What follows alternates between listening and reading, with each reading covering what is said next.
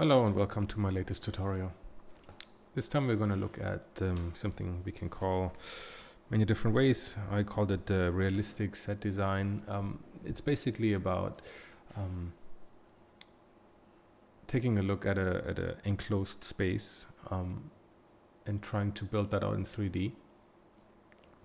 And I chose this partly as an example of a way to improve your 3D skills, whether it be materials, lighting, or maybe the technical side of it, and also as a way to improve your design sensibilities, because there's a lot of things we can learn of trying to really emulate a real space. Like I said already, we can improve our sense of scale to see how big things really are, how small they are. We can look at proportions, colors, and of course materials. We will try to emulate them as close as we can, or modify them to suit our taste a little bit better. We can look at the details, the distribution of it, where it's placed, how it's placed. We can look, of course, just at the overall feel of a place, the lighting. We will try to emulate that and maybe improve it even.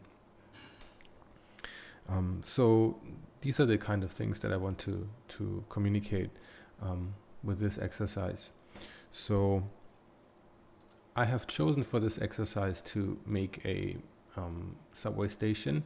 In my case, I chose a Japanese subway station. So I have a variety of reference here from stations in Tokyo, out of which I will take certain elements I like and will mix and match them. So the final end result will not be one particular station that will be true to life, but rather I'll cherry pick pieces here and there. Whatever I like, whatever I will be able to do within a certain time frame. You don't have to do the same station, not at all. While it's impossible within this time frame here to show the entire creation of this, it will take a bit longer. I will show the key elements of that will be necessary when it comes to research, preparing of textures, modeling certain bits, because there's a lot of repetition in here. Where you have to build certain amount of assets and you have to go through the same process again and again and again. So I will show you the process for maybe one or a handful of these items, and trying to highlight certain peculiarities about and certain differences for these. And hopefully that will enable you to generate other assets by yourself. So as I mentioned, you don't have to do this exact thing. I'll provide all the textures, of course, and the images if you want, but I encourage you to find a different subject and do your own thing. So if you want to stick to subway stations, I don't know, do one in Europe, do one in America, and try to get that to as close to the real thing as possible. Or you can do other spaces. I just recommend that it's going to be a closed off space, fairly self-contained, not too large, not too small either. Otherwise you don't have much fun playing around with the camera. But you can do anything. You can do like a factory hall. You can do anything.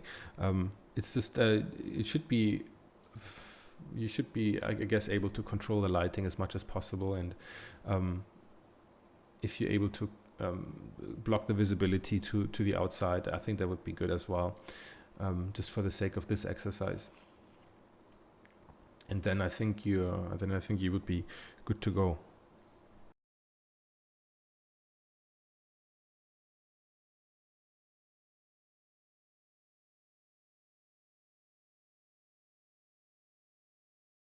So let's have a look at the research. As you can see, I pulled in quite a lot of images here.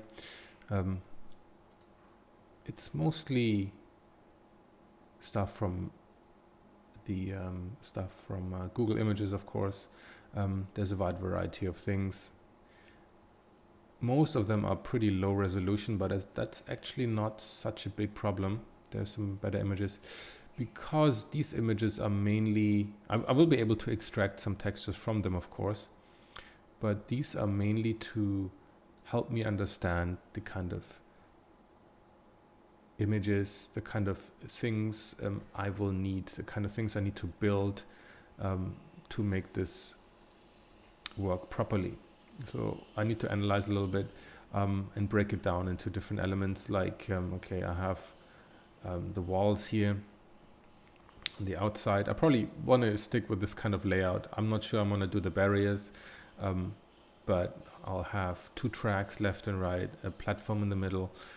There's a couple of pillars here that are going to help me just place something here that will be useful as distance markers. There's information, there's maps in the middle, there's some chairs. At the end it's blocked off, so I can put like stairs there. In terms of materials, right, textures I have to build, there's general the main materials of like the floor here, these white walls, the ceiling, and then these panels in the ceiling, which make up visually the biggest part of the image.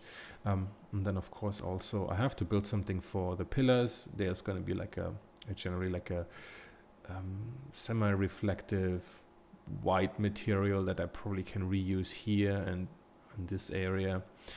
There's going to be like this really shiny metal, the concrete, which gives a nice contrast to the white, and then also probably like some kind of this dark matte material, which I can use for all these kind of stuff. And then a lot of photo textures where I have to extract stuff for these yellow areas, all the signs, little flyers here, the way signs and all these kind of things, the displays, the grades here,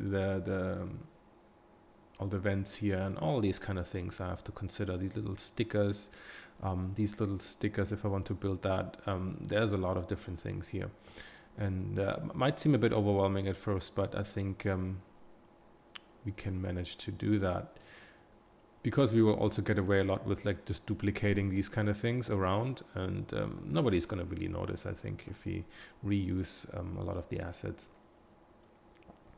If you continue to look, like there's an elevator, which is a really low resolution image, but we might actually be able to use this. So don't discount anything as being too low resolution or not useful. Oops. So there's some higher resolution images, which is good. Different kinds of stations with different kinds of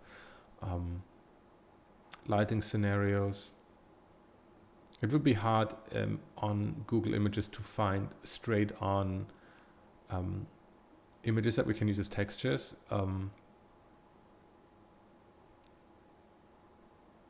But there might be a different way to get to do that. This is interesting because it has a super reflective ceiling, but this kind of brownish tone is a bit, it's interesting, but maybe not that fantastic.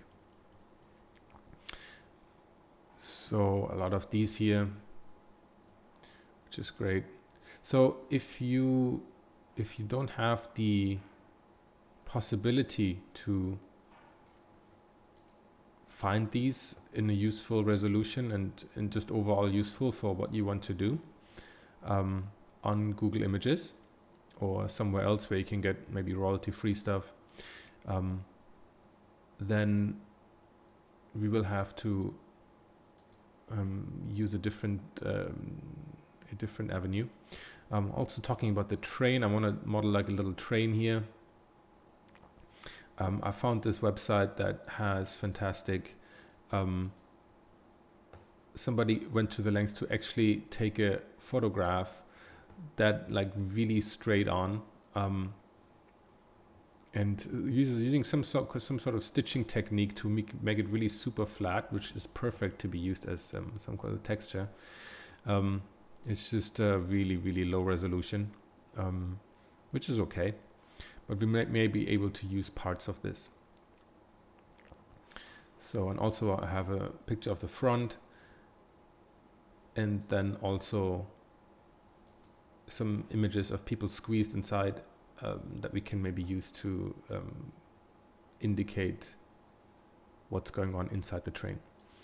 So that of course covers the image search and like Google Images. But another thing you can do, let's say again you don't have the I don't know, patience to look for this stuff on Google Images, or you don't have the ability, excuse me,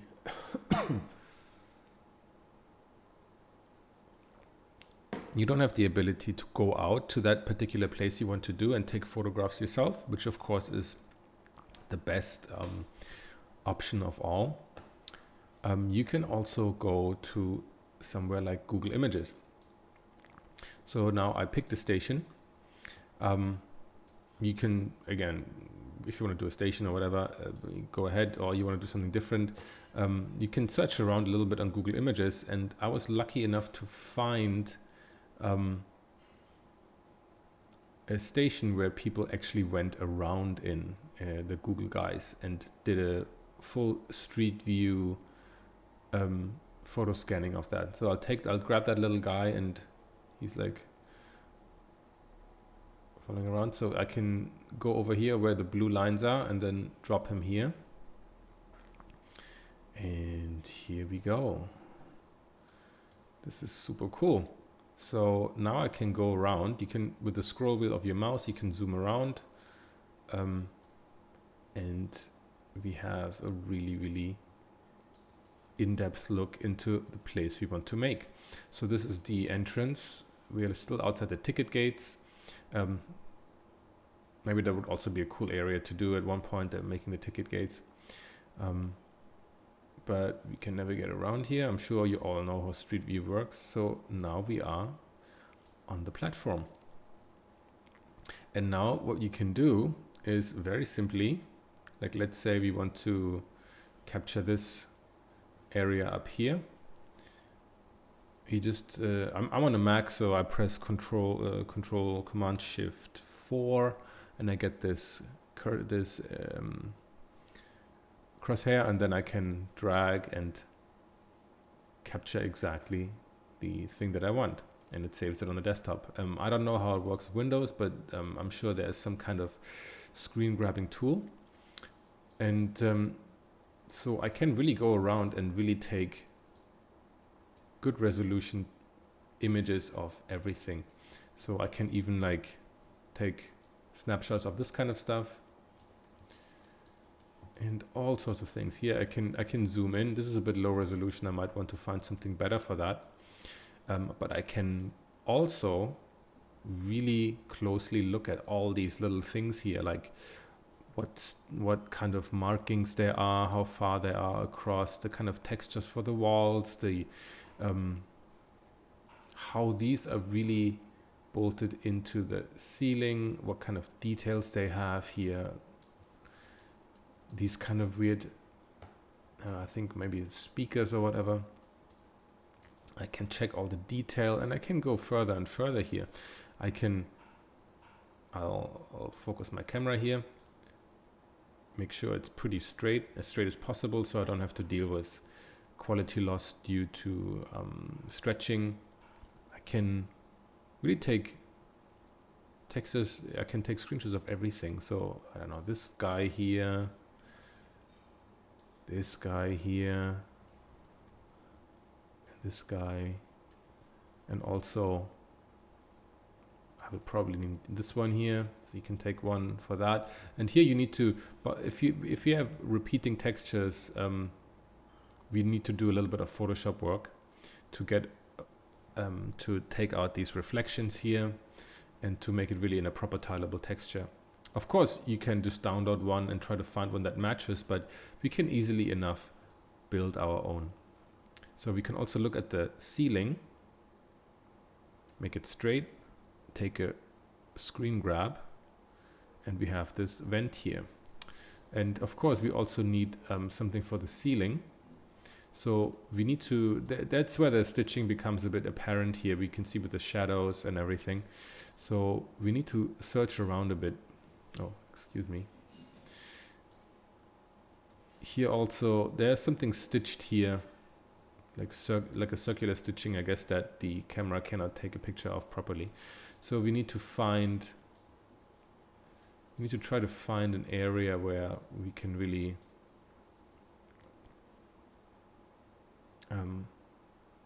get a clean image. Here, this is a perfect image for perfect screen grab for the station sign. There's like no smoking here. Here's a bit tricky because you can actually see the photographer in the reflection of this thing, but that's okay. Nobody will notice that. We can take a look at these boxes here, and we can try to. It's going to be difficult to take a good screenshot from this, but I think we might be able to. This one is a cool added detail that we can maybe hopefully somehow use to. Yeah, you see, you can take a picture here now of that. We can add that as kind of sort of a decal to break up the repetition of the floor.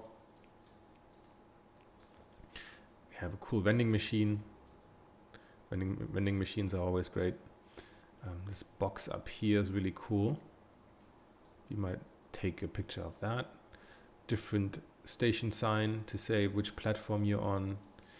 And of course we have these guys here, although we might have to resort to finding a picture somewhere online. This one is good because this one is right in front of this box, and in order to get the entire box on it, I guess we need to have a bit of distortion here, but we can iron that out in Photoshop as well, because if we have it just purely like this, even if we scroll out, zoom out, we can't get the entire box on our screen.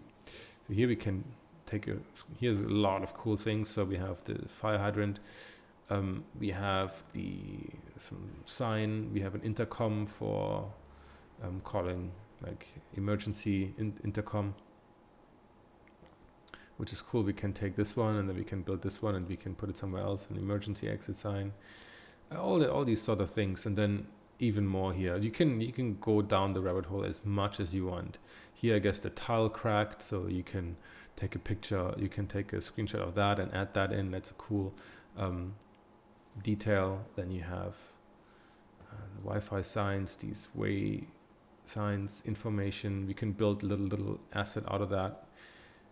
And there's so much here. You can go down and down. Here you can actually, of course we can't take a screenshot of the bench and then do that, but we can rebuild this bench, which is easy enough.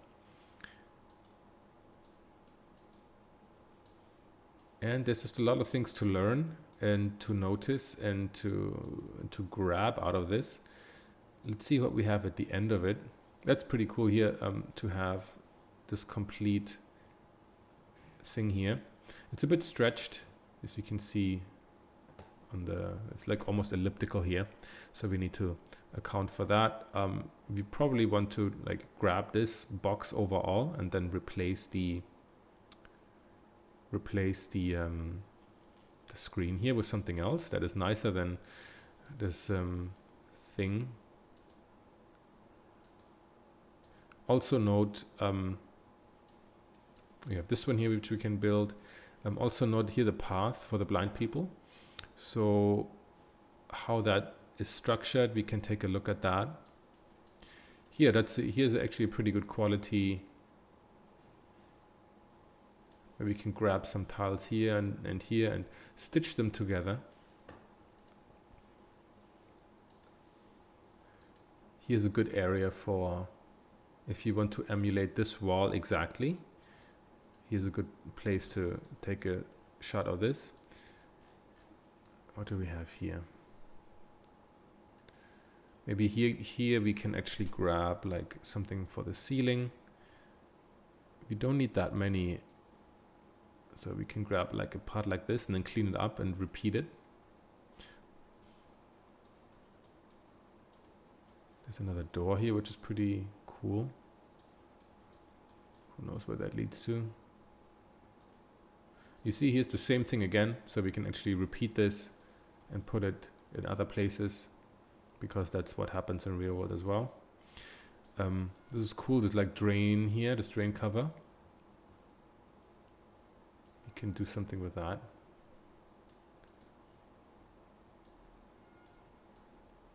Here's some pretty good quality stuff here, which we can grab. Here as well, we can just take one of these and then stitch it together again.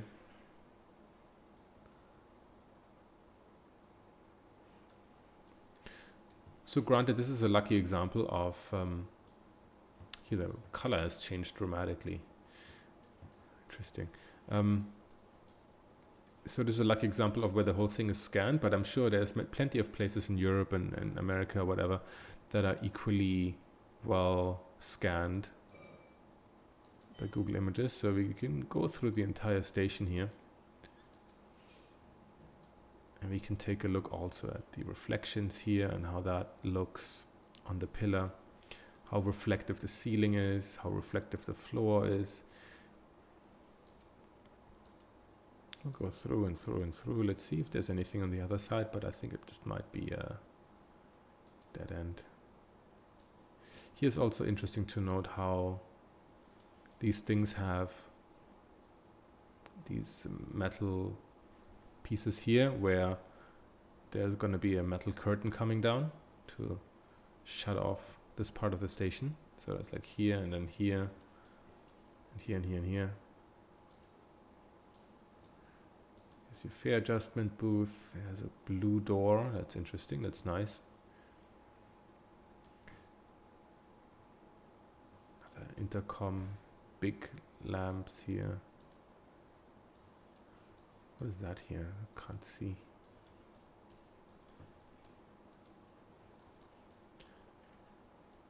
Some kind of maybe emergency stop button. Oh yeah, emergency train stop button. Don't press it.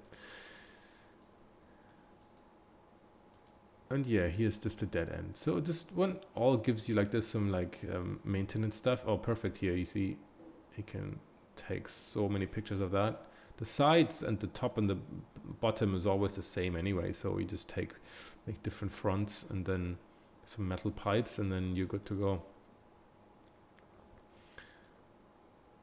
This is like a pretty badass old school monitoring. So all these kind of things we should notice, all these boxes hanging from the ceiling. You see how this is all cracked and dirty and leaking. This is really pretty cool. We can or don't have to bring all this in, but it's, I think, really good to notice that it's what is here. Of course, we can't rebuild everything. It would take us forever, but we need to play off the cues of what's useful and what will get us most of the way there. So now I went through the process and have gotten a lot of images here that I need to prepare to be used. There's probably not a strict process I follow. I kind of build everything in tandem, so I'll jump around between Blender, build some stuff, make some textures, and then go back to Blender and back and forth. So there's really not a right way, best way, the ideal way to do it. Like if I would tell you like, oh, you have to start with a block out in 3D, finish that, and then add textures and then add lights, that's really not, I would be lying if I would tell you that's what I do. I kind of just randomly build some stuff and jump back and forth and whatever I feel like, especially if it's for personal project or if I have some freedom and not like crazy deadlines right now. But for the sake of this tutorial, I need to bring a bit of structure into my process. So I'm not going to go through every single image here and show you what I did, because in most cases it's really that simple. So just to show you some examples, it's just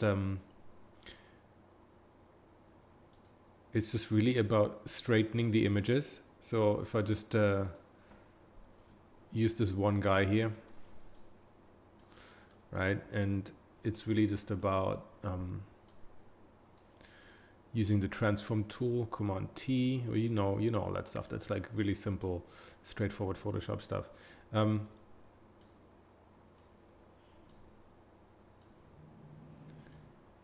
of make it straight. And I mean, the resolution is fairly low, but it really doesn't matter. Unless you do a complete crazy close-up of that thing in Blender, you're not going to notice it. It's just going to be like a background detail. So this is fine. So we'll save that, and then we can go. So I already saved it before. I prepared it, so I'm not going to save it right now. And I'm just going to go through and do that again and again and again. So here I'll probably just cut it. Press C. Whatever version of Photoshop you're using is fine. I'm usually updating all the time, so I'm not too hung up on all these little things. I don't use Photoshop that much anymore these days, so just make sure it's straight. So we're good here, so we can save that as well. If we have something that's a bit more tricky, let's see, what would be a bit more tricky one? And this is all pretty straightforward. Here these have a bit more distortion. So, because if you do this now, what happens is this.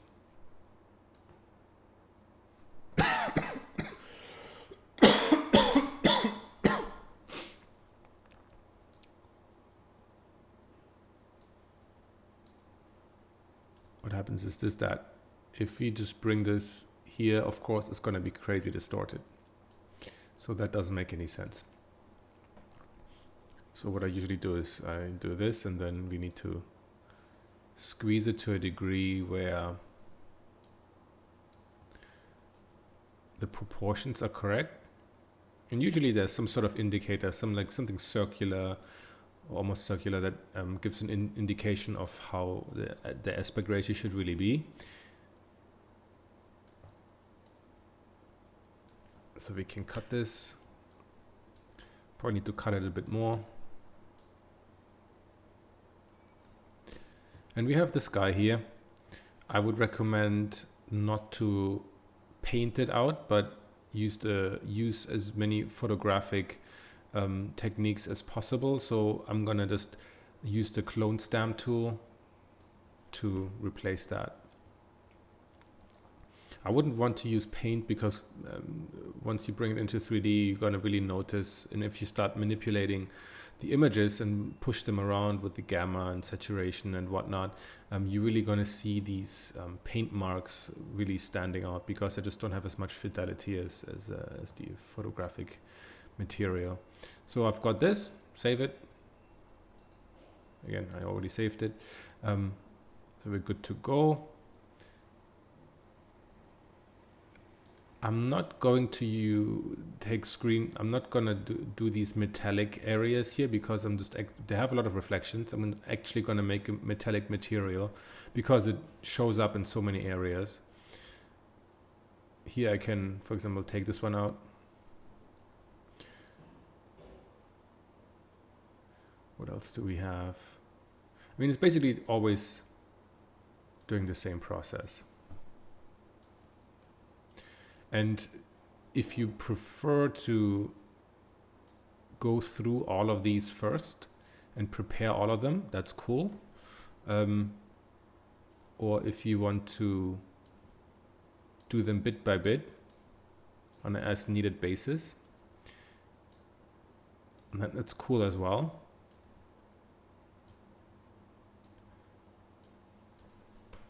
You can also just do all this fixing and stretching and everything. You can do all of this in Blender as well. So you can check out Ian Hubert's tutorials. He does exactly that. I want to prepare it here in 2D and do it a bit differently. So that's really completely up to you how you would like to work, and you can do both. Here we need to squeeze only part of the image, because you see the O here seems to be pretty okay in terms of proportions, but this one seems to be a bit stretched. So we want to bring that in so it's circular. And then one thing to note,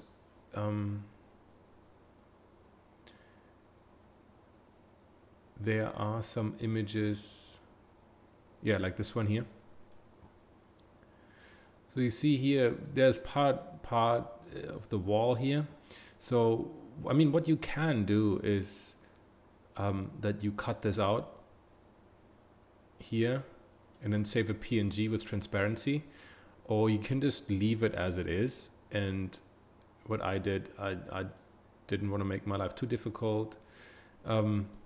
I just leave it, and then later on I'll show you. I'll cut here to put some edge loops in here and just cut out this part in Blender. That is, I think it's easier. And you do this again and again. So then, of course, there's the other part. Or let me quickly show you this one. So this one is extremely at an angle. I couldn't get a better image for this one, but nevertheless, I used this image.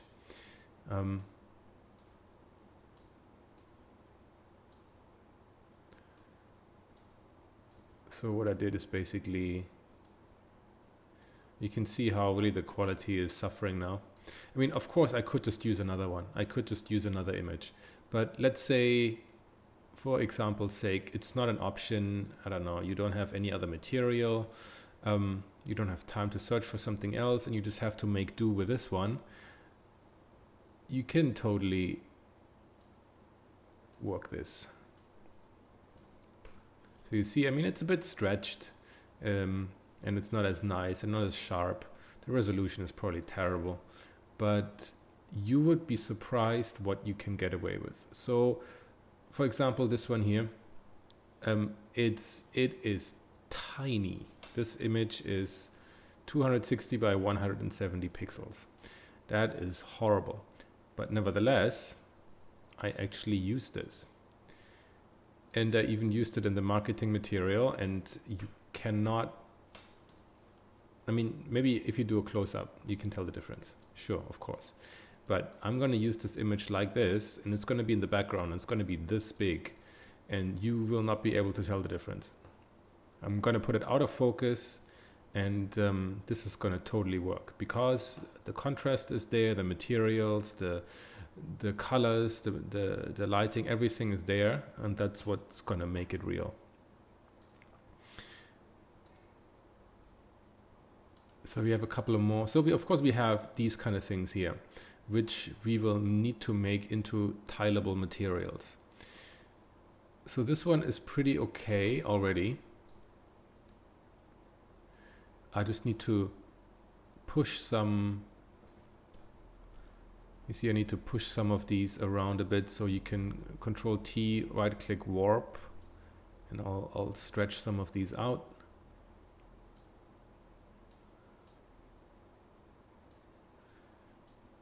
So you just need to make sure, like in case you have something that is that needs to be very, that needs to be very straight. You can also use the view extras show grid to make sure all these lines are really straight, or more or less straight. So you can see here this one is not really straight. We need to pull it out a bit. Sorry, with the I'll use the warp tool. So you want to bring this a bit more in line with this line here. You can see here, we can make sure that everything here will work well. I mean, you can of course use also like other tools like Substance and Quixel or whatever, and to make all this stuff. But let's say you just don't have, I don't know, you don't have the money, you don't have this, you don't have that, and you want to and you just want to make do with what you have, then there's definitely a way. You don't need all these other crazy tools. Will they make the work in the end better? Maybe. I mean, will they be required in a I don't know, in a game studio pipeline? Yeah, maybe. But it doesn't mean that just because you don't have these tools that you cannot produce good work. So now we have all of these aligned, more or less. We can get started on, we can save this out, and we can also get rid of the shortcut is, what is that? Command and, here, okay. Fantastic. So again, low resolution image, but it's going to be on the bot, it's going to be on the ground, and it's not going to matter that much. And of course, we have some other materials here. For example, this is the one I took for the tiles on the wall. That's what I'm going to use. So same thing, try to adjust the edges.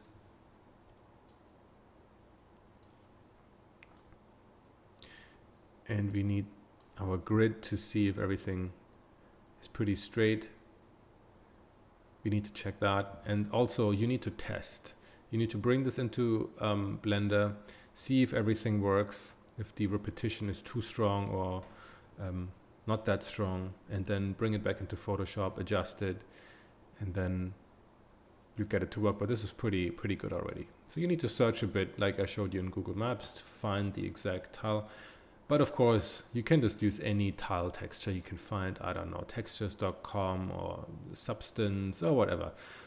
It does not mean you have to do this process for everything, right?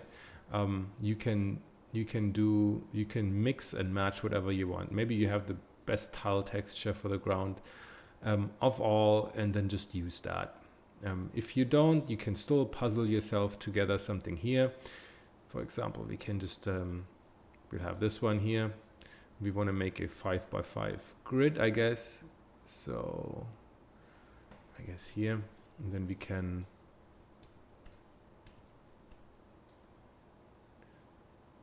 of course do kind of like something like this.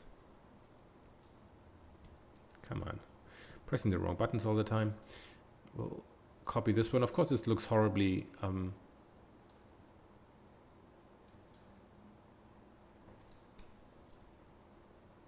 yes, for example, this one is a lot larger for some reason, which is not good.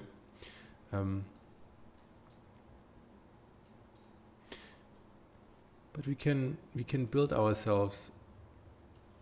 Let's see, you don't have anything else, and I don't know, you're out and you have no internet. You can build yourself. You have these all saved. I don't know, for whatever reason you have these saved, and you can puzzle yourself together this texture.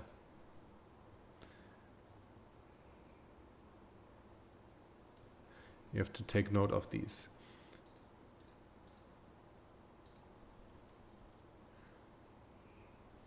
Repetitions here, and of course we need to shrink that down a little bit.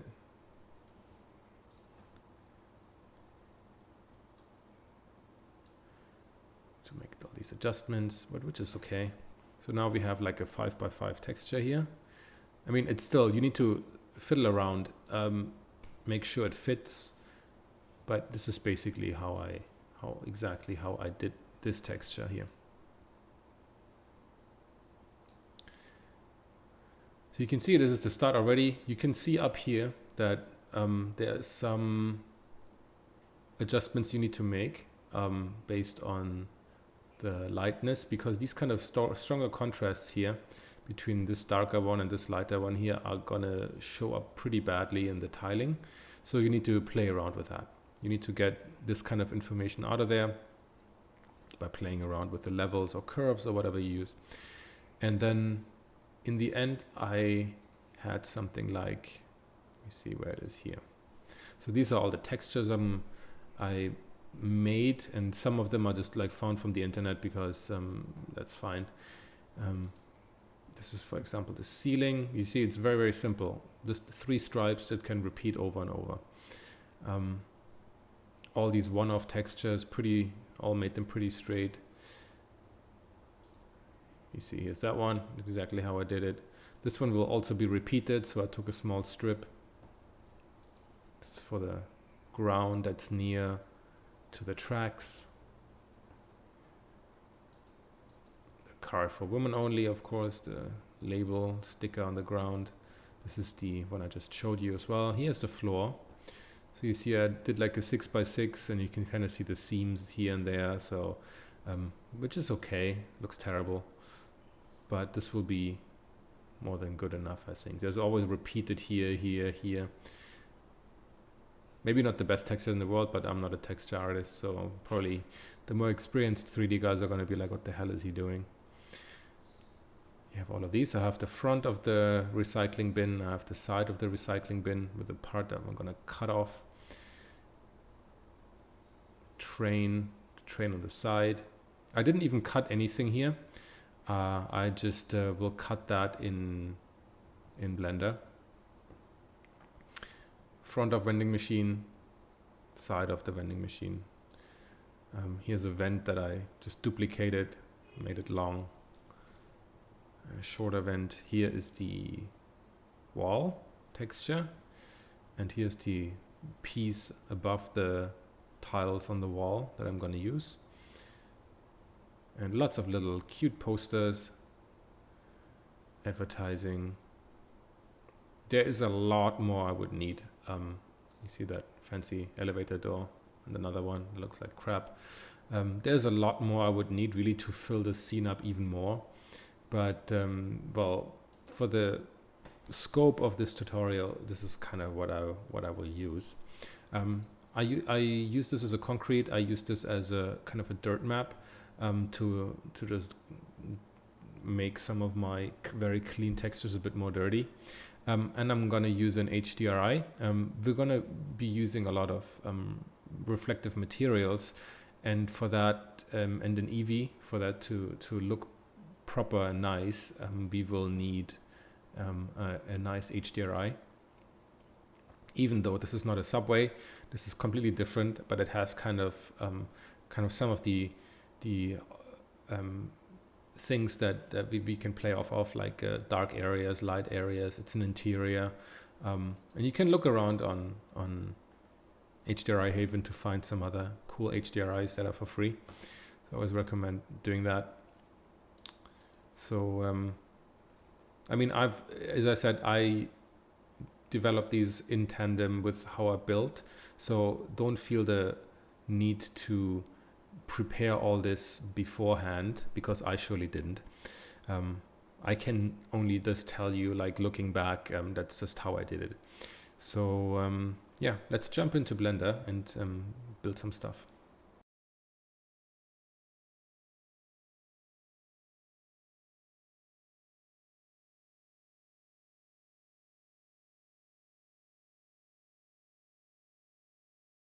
So we're here in Blender and want to get everything set up. So I'm planning to mirror everything because it's a very symmetrical kind of layout. And in order to do that, and because I want to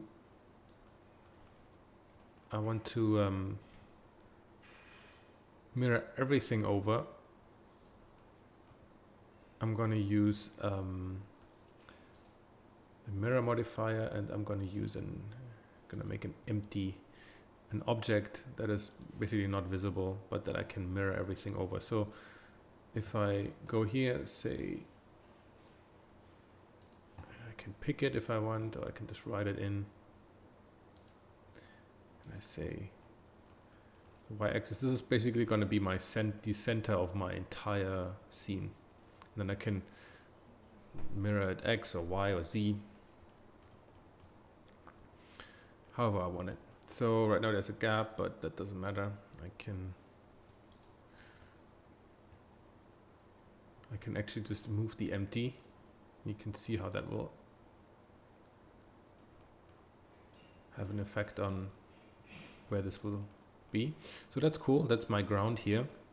Maybe we need to make it a bit bigger. It's going to be important to get the scale right. Let's leave it for this for now. We might need to bring in an object that will help us define the scale for everything.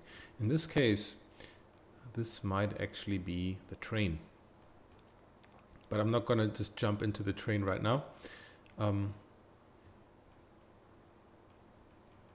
I will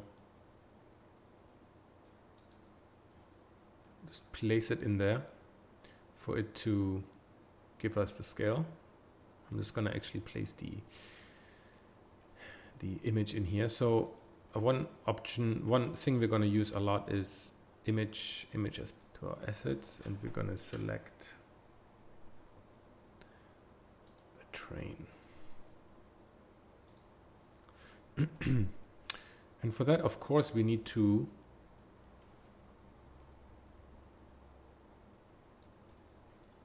change to Eevee, so otherwise we can't see it. So I just imported that, and now we need to see, okay, how big does this train need to be? A bit small.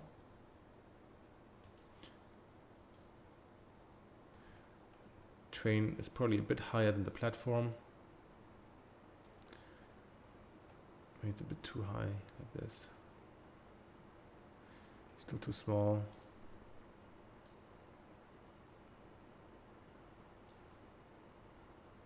Bit too big probably. Doors are not that big.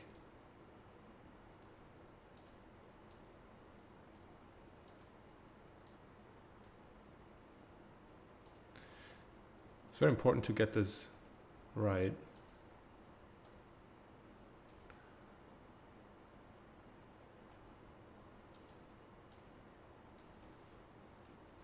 Probably about this here. This seems right.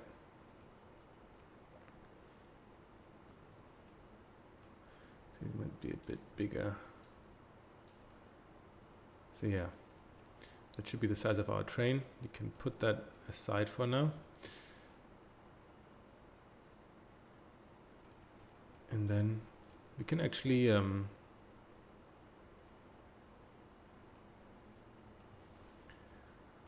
now we have this very bland looking thing here. We want to probably bring in an HDRI. So we can just get started with this whole thing.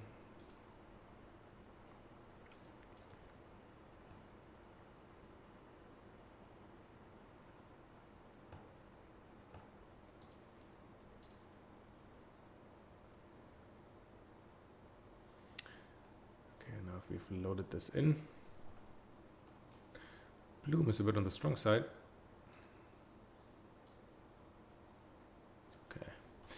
Okay, because we don't have a material on here yet. So this is all good. We have the train here. We have our surface, and now we actually need to just get started doing this. In terms of the scale, I probably want to bring in some another object that will help us define this whole thing.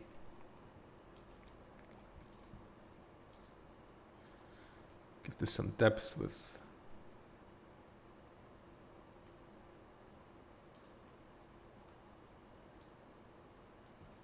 extruding it with E. It doesn't really matter what's here. We're not going to see that ever, so we don't need to worry about it. Let's see, but we probably want to say this is, you want to say stuff like, this is the floor. Give it a material, make it a bit darker maybe for now. And then we copy that, and this is the ceiling. The ceiling is actually very low, so we need to look at our reference. It's like, how high is the ceiling? See, the ceiling is pretty much at the, like, not much lower than the top of the train here. And you see how there's a bit of a step up into the train. That's very important to notice. So if you look at this, yeah, this is about right. So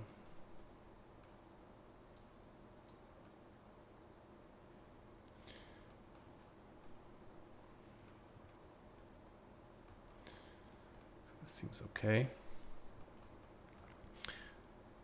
You can change that to, we want to have this to be the ceiling.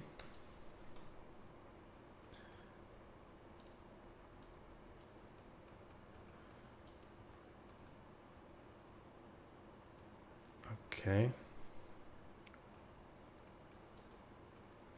It's already also mirrored, so that is good. Let's see, we need some pillars maybe.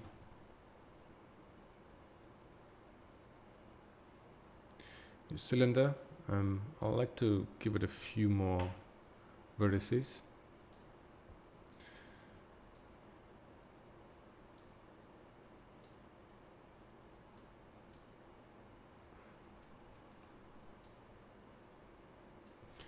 So we have this pillar here now.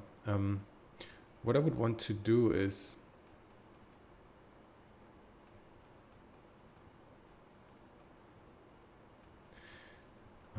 we need to give it a bit more definition. I probably don't want it to touch. I want it to for it to have a little bit of a gap, the top and the bottom probably. So what I would want to do is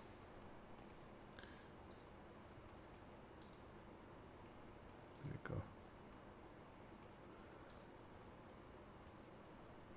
So I'll make a bit of an inset and then extrude it out. Oh, I have it still on snapping. Turn that off.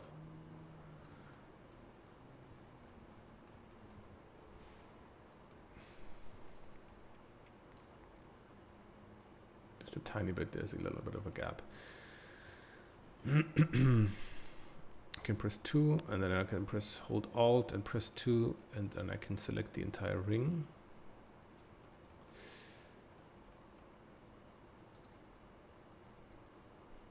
Press Insert and Extrude, and so I want this to, I mean, we can set it to, we could say it's new one, call it pillar maybe. Maybe I'm going to use it for something else as well, so maybe that's not the best description, but I can change that later. You want to have it quite a bit reflective. But down here, if you hold Alt and then press and click near one of these edges, and you have the face select mode on, you can select the entire row. So that one I want to be metal. So I go here into the material settings, make a new material, say new, call it metal, assign. Don't forget to press the assign key button. And now I can make a nice metal material. So don't forget to up the metalness, the metallicness here. Now I have a very shiny material.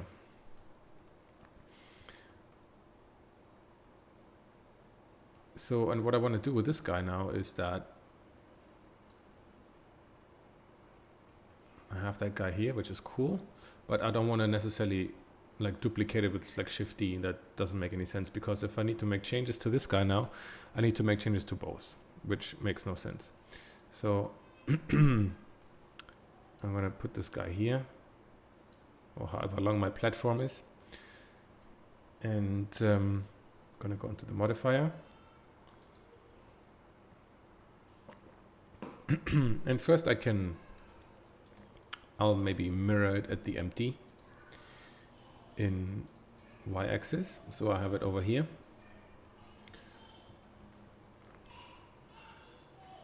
And Then I also, let me see if that's,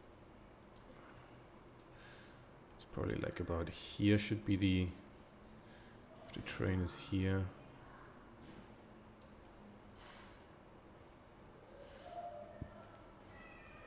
Probably like something like here. Maybe it's a bit too wide in the middle. I think the station is too wide. Let's put it about here.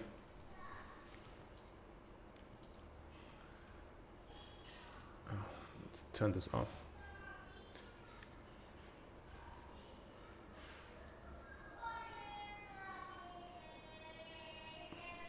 So this seems about right. Yeah, this seems about okay.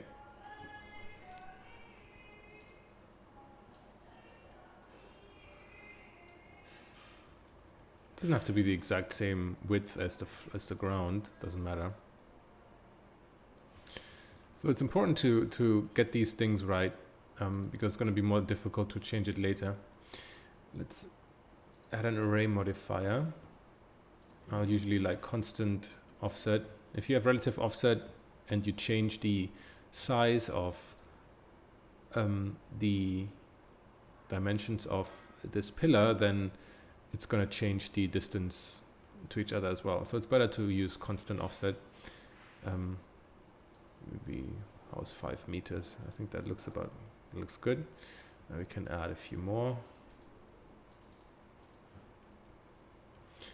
Okay, now we have that. If you want to make a bigger station, of course you can make a bigger station. So whatever changes I now make to this one, all of the other ones will also make these changes, which is the nice thing. So I can modify this guy and then I can see everything that's happening with it immediately on all other ones. I'm sure this cube will be useful. Let's not kill it.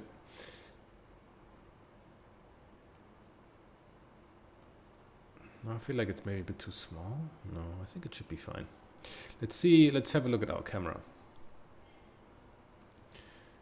Let's go to the camera settings. Let's select more like a wide angle so we get a feeling for what this will look like. I always set my camera to kind of like a widescreen look. 239 to 1, but it's totally up to you which ones you want to choose. I just want to get a feeling for how the space will look like if you have our camera selected.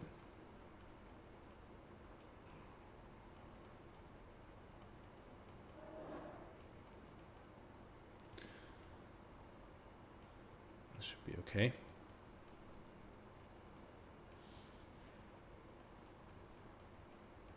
And the scene is still pretty light, so we can totally work in Eevee.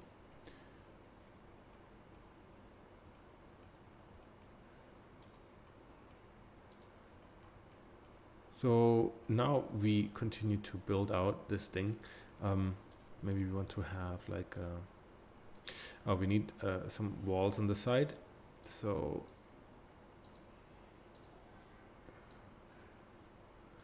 let's do that here.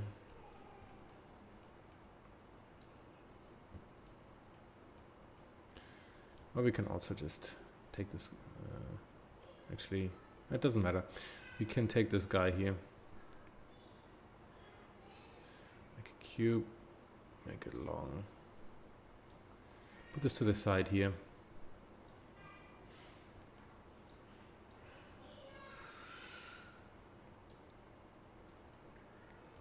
And of course we also need kind of like a structure around it. So which is kind of going to be for this one I just make like a big block around it, and I'm going to say I'm going to call this concrete. Make it dark. You can of course also put the image in there. So actually no, I don't. I'm sure you have the Node Wrangler add-on always activated. Press Ctrl T. Let me make this a bit smaller so you can see what's going on down here. And I always go through the same step. If you have the Node Wrangler add-on activated, you select this, press Ctrl T, and it will give you this one right away. Of course, we need to make some modifications because we want to have a vector transform. Connect the object to the vector, change this to texture, change this to box, and open our concrete texture. Okay, cool. Wow, this looks fantastically horrible. We reset the rotation and scale, and this looks a lot better. We just need to scale it up a little bit. That is already okay. I just want to have it darker, so we'll add a gamma node. Or you can use other stuff, brightness or whatever. I just like to use the gamma node, so it's like really dark. I can also use this as the roughness. Now it's super shiny. Let me invert it. Now it's still a bit too bright. I don't necessarily want to have it too shiny, I think.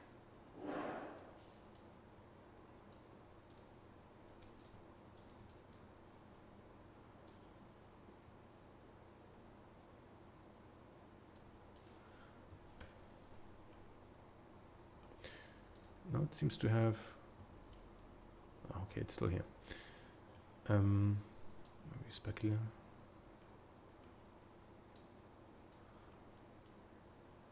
It's very shiny.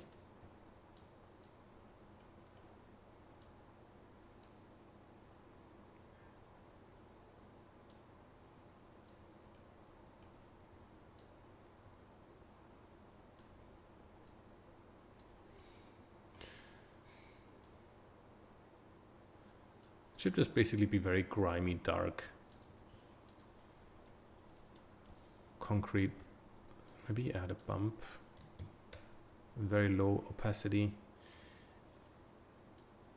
We bump that into the normal.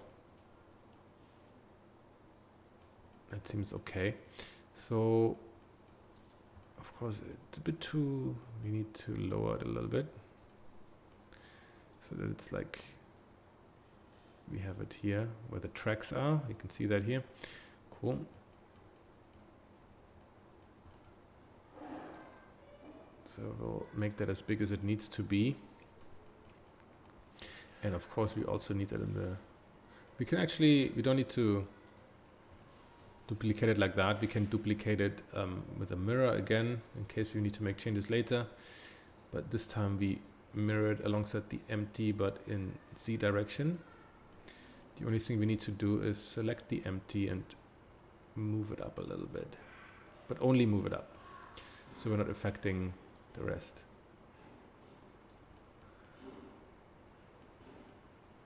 Okay. Why is it so dark here?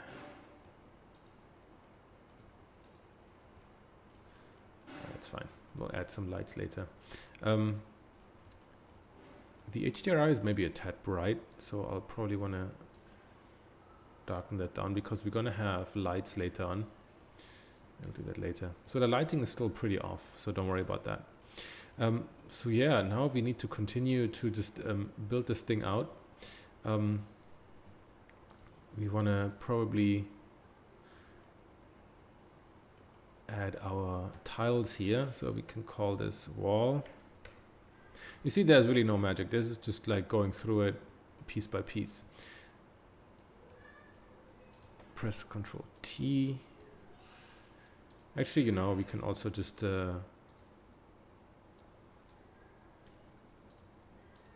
Ctrl V, Ctrl C and steal that for us, because we don't need to do everything again. We're just going to select this and we're going to select the wall. And of course it's a tad big. So it's also a bit stretched, so we probably want to increase it a bit on the Z-axis, so our tiles become square again. Now, what's very important here is to think about how big these squares should be. I think the original ones are kind of something like that. And what you should pay attention to is that, yeah, that's okay, that the tiles are not cutting off somewhere like here in the middle, but they cut off exactly where the grouting is. Because only then this whole thing makes sense.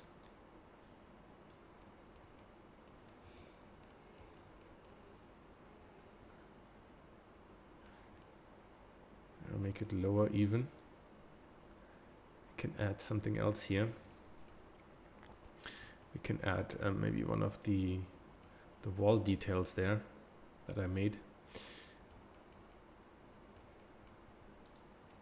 So we have this guy, we need another one behind, but we'll make a different piece for that.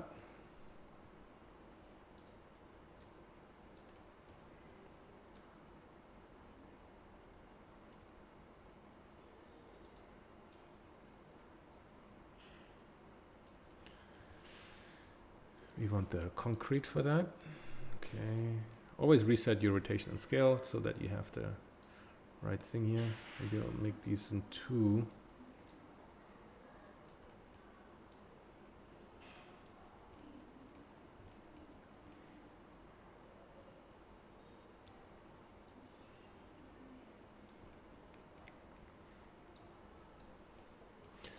Probably we want something like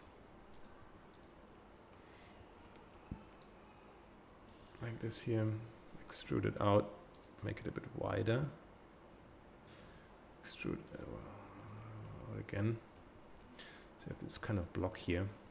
By the way, what you can't see here right now, and what you always need to do is you have your reference on your other screen. You always need to be looking at reference, especially if you do these kind of real world things. You always need to look at it.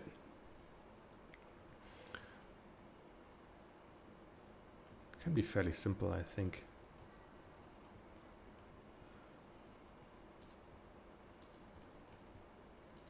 Do this and we'll bevel it a bit.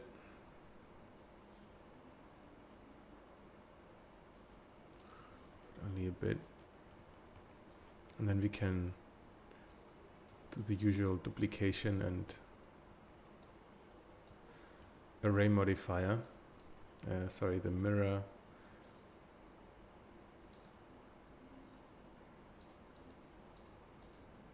Along the empty and an array modifier. With this one we can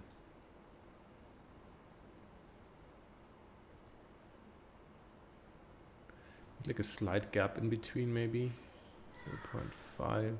Yeah, slight gap, and add a few more. So this looks like that. We can also actually do mirror it in the z-axis as well.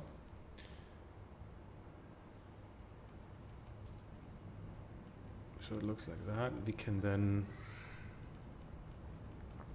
let's duplicate this in the top, make it a bit smaller. We'll move it in. But of course we want to have this, I don't know, how do you want to call it? This one is still not nicely aligned.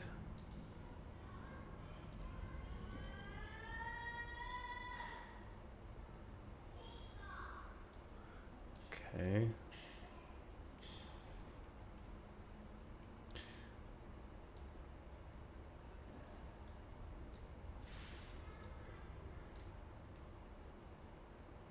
Does this have enough space? Maybe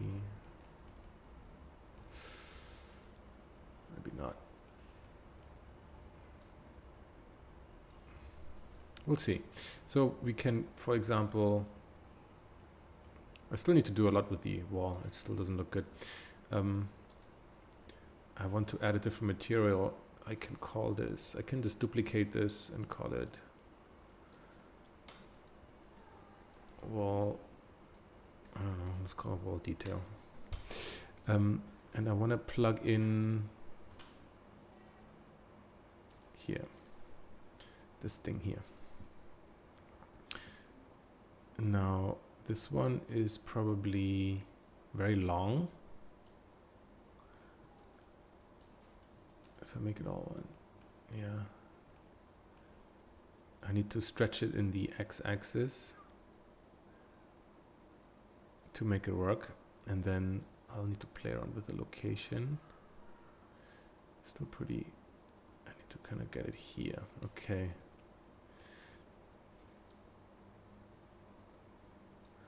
Maybe I want to move it up a little bit. Get some more. I think I want to move this maybe a bit here. Okay. I think it still needs to be a lot wider. Yeah, like this. Like 5:1 ratio.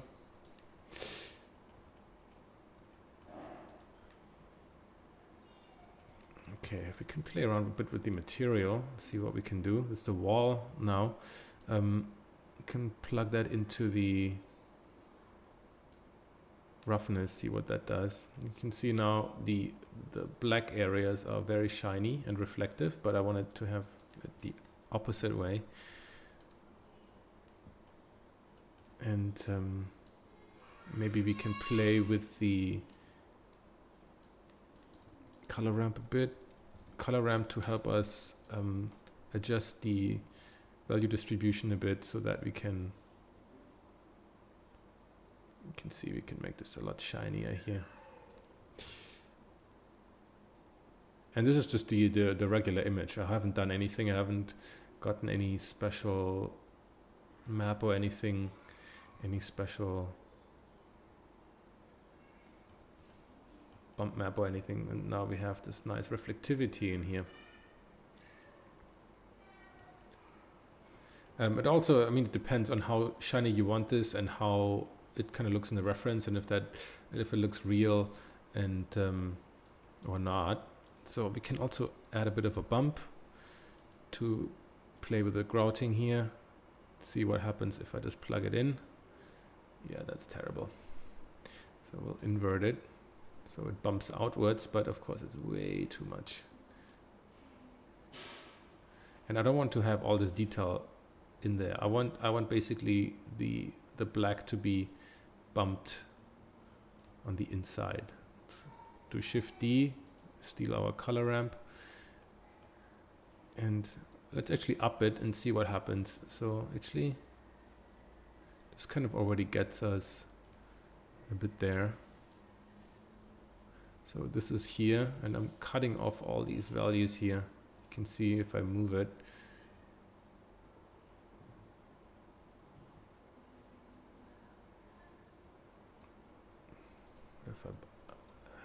Okay, you can't go crazy. But I think this is already kind of what I wanted. If you cut this off.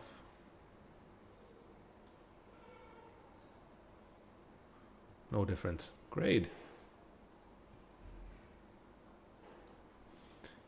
But I think this adds just a little bit. It seems like it adds a little bit of distortion at the edges here, which is great. Okay. Somebody really polished these guys. Cool. So I think this is already pretty cool to start with. We can do something similar here, the top here.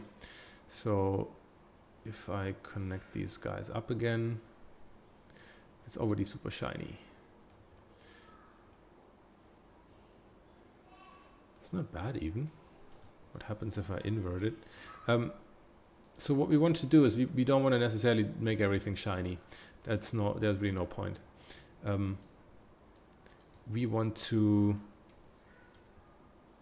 you need to create a bit of, oh, it's like crazy shiny. We want to create variety and contrast. And for that, we really should be looking at how these things really look.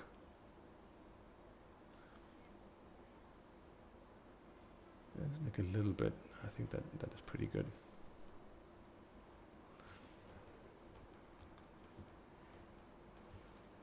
Somehow this one has too much detail for me. The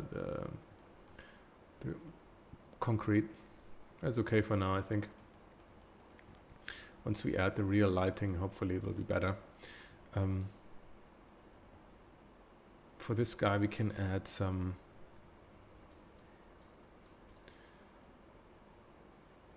I'll add some dirt here. That would be useful. I'll leave the base color probably like something like a bit of like an off-white, like a bit of a yellowish tone. I wouldn't leave anything completely white. That is really not nice. Can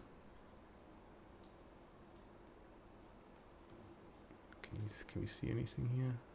Yeah, there's a little bit something there. But I want to actually right click on these and say shade smooth.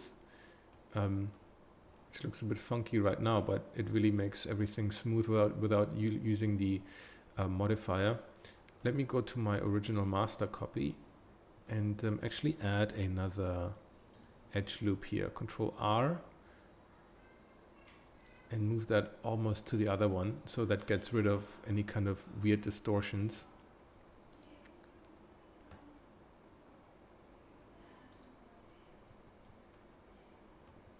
So now we have like a pretty smooth.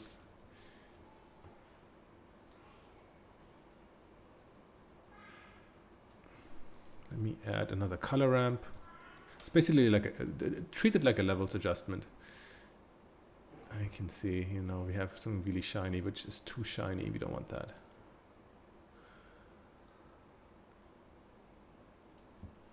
Maybe we can add a bit more in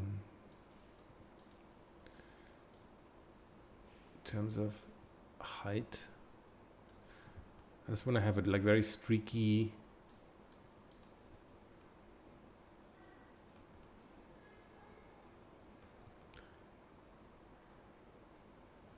There's a bit of a dirt there. That's I don't want it to be too obvious. I want to have it a bit of dirt here.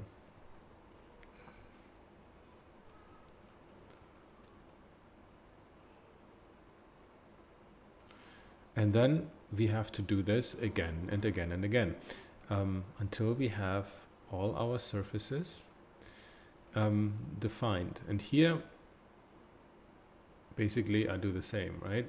You add your ground texture, you add your pieces here and there, and that's how you get there. And then for the ceiling, we do the same.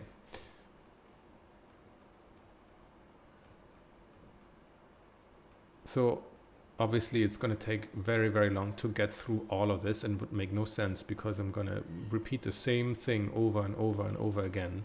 But basically this is how I built out basically the environment, right? Anything that has like tileable textures and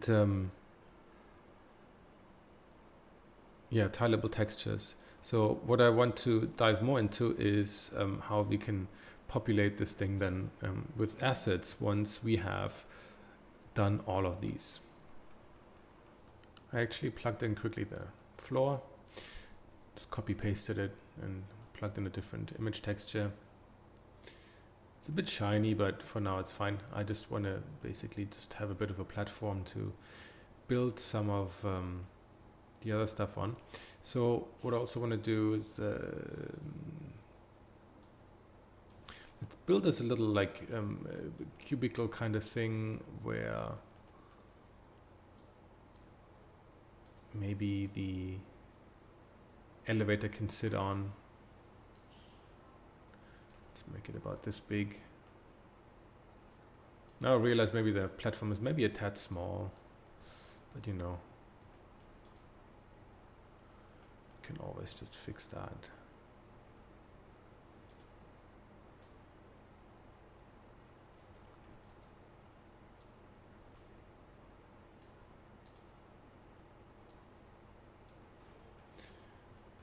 Just have a little bit more space. It doesn't should be okay like this. Okay.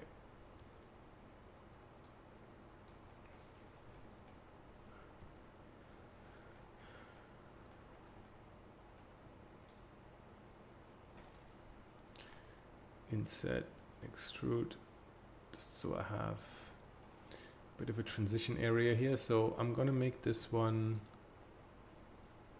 I'm gonna make the entire thing with the wall. Reset rotation and scale, of course, so we have the same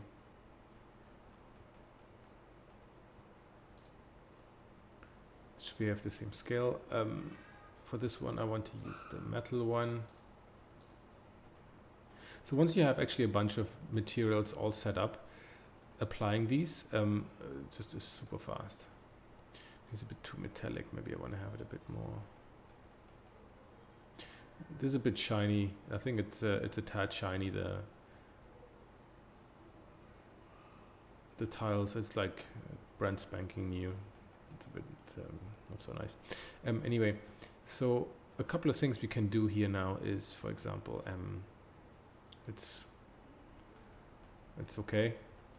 Doesn't look like anything fancy, but we want to add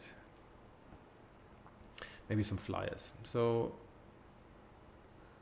like we did it before, we say image as planes, we say assets, and we want to maybe add, we can add like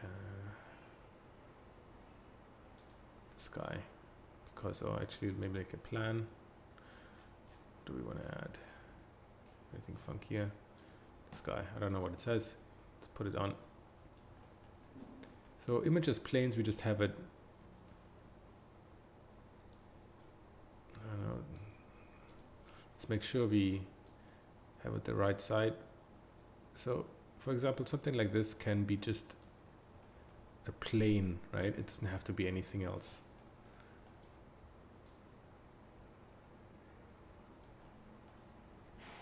Let's make sure it's in scale so that it's actually readable but not too big.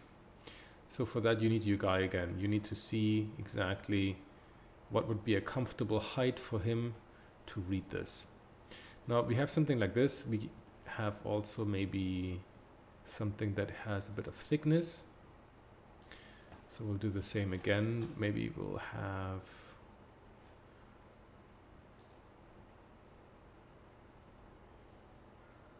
I'm not sure, is that in a frame? Yeah, it has a bit of a frame, so we want to give it just a tad of thickness. I actually press R and then Z and then 270, which means that I want it to rotate only in the Z axis and 270 degrees. Instead of just trying to hit it manually, I can do this really quickly. And now I can just hit the tab key to object edit mode and extrude it a little bit, and that's all I really need. And you can go even a bit more detailed. We can do that with a different one. So this one is cool. Now we have these two. But so what if you want to have a flyer on like a rounded object? What do you do then? So in that case, we can say something like, we do the same again, image as planes, and then we'll add, what do we have? What's a good one? Let's add this one.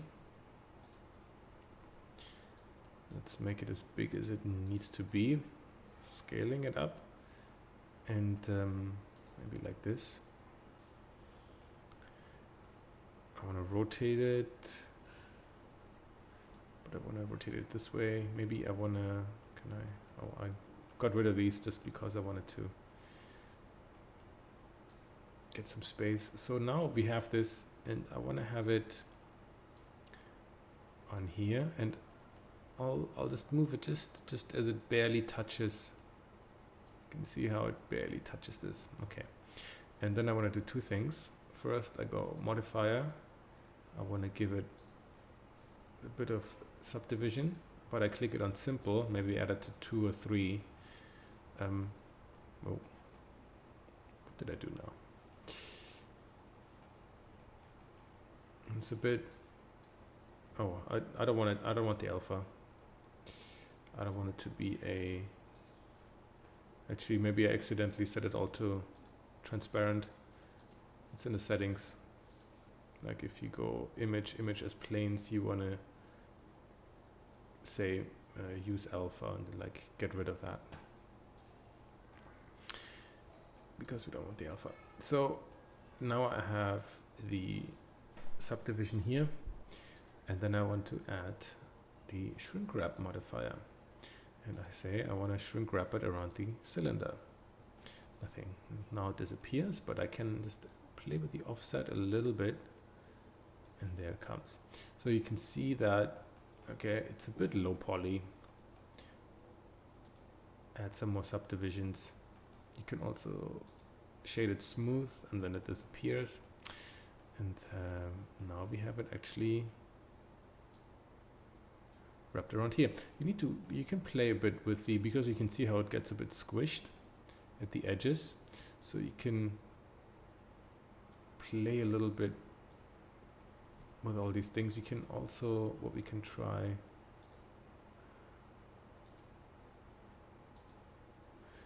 can also add a bit of a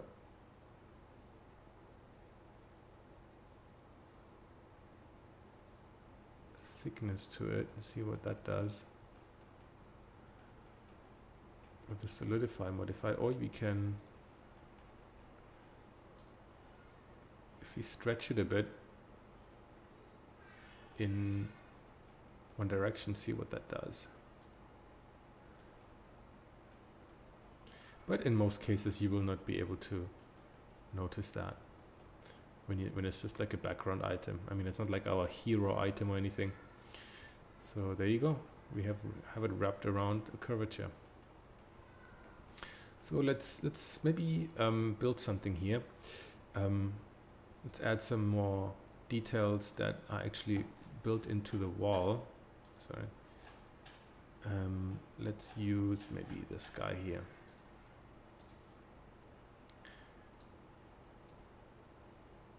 Get a bit bigger, so it's actually usable. How big does it need to be? It should not. Maybe like this big compared to this guy. And there's like a fire hose and a fire extinguisher in here. So we'll use that. Let me center it and go into edit mode, and then I'll add some edge loops with Control R.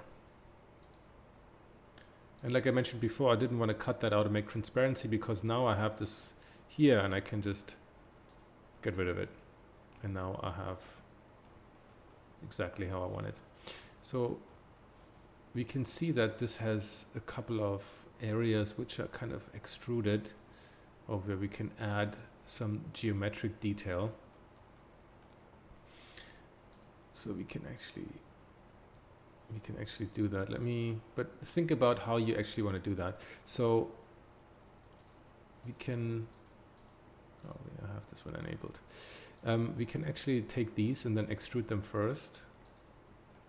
And of course I have to get rid of the transparency because I forgot it again. So we have that kind of, and then we want to maybe play with these guys here. So add this.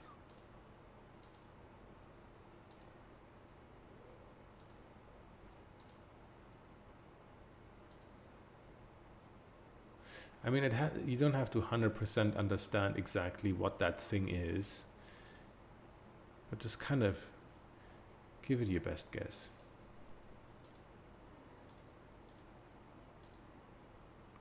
Turn this off again. Extrude it inwards, but only a tiny bit, and then I want to select this guy and this edge and push them in. Just kind of so it kind of mirrors like what's really going on with this down here. So that will help a little bit with the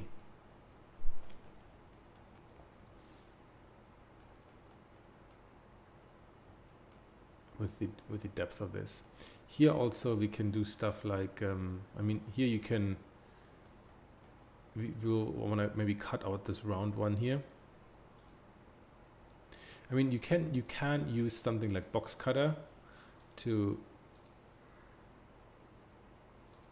just quickly cut a circle in there. But if you don't have box cutter, maybe some of you don't, and maybe you don't want to buy it for some reason, you can also make a quick, sorry, stupid. You can also make, I need to remember, what was it? Ah yeah, you have to press Control Shift B to bevel vertices instead of just Control B. And so we can make this kind of round and then extrude it out like this, and then select the edge and press Control B again.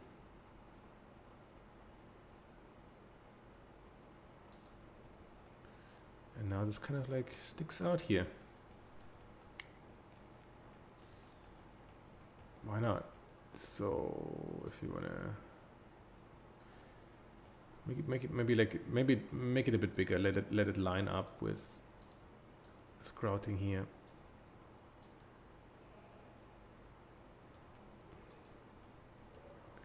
It sticks out a bit. Now we need to work on the material.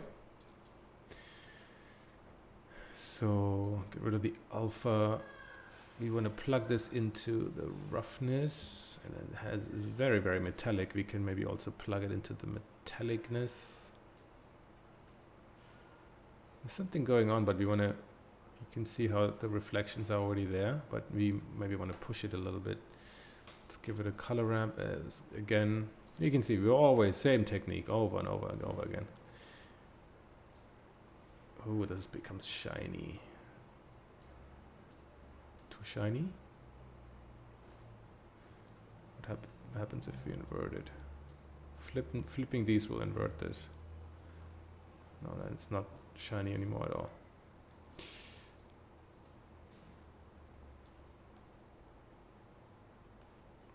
Let's plug this one also into the metallic one. See what happens.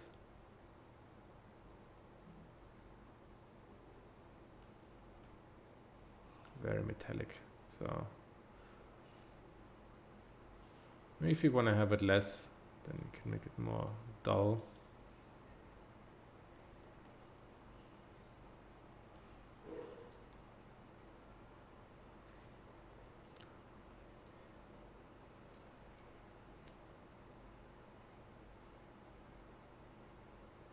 Okay, that is fine.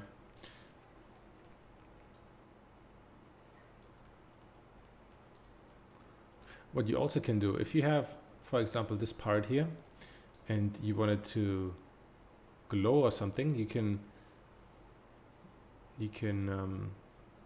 what I usually do is I press the duplication button. So now I have two of these with the same basically setup, two materials with the same setup. So I'll go back to object mode, make sure that the main one is selected, and then go in here, and I can say fire hose 001, and now I have this assigned here, and now I can, for example, take this and add it into the emission, and now it's kind of like a bit glowy.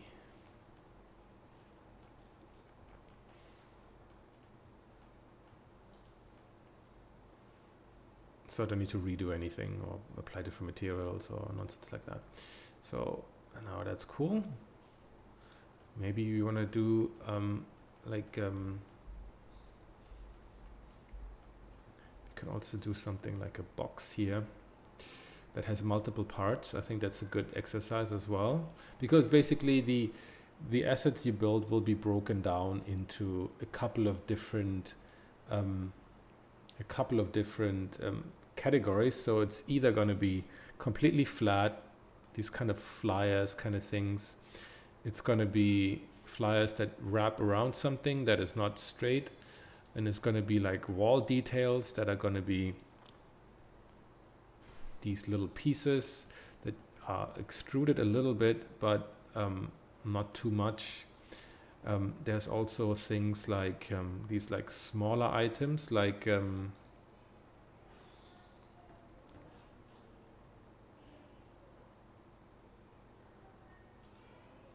we have, for example, this like info thing here, which is kind of like a little, maybe this big. We'll extrude it. And I keep on forgetting to get rid of the opacity, but well, that's me. So you can make like a little item here. Maybe rotate it in the right direction. So it's kind of like this.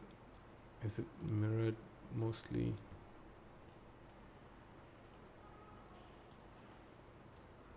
Yeah, something like this. Or maybe we'll do this one first.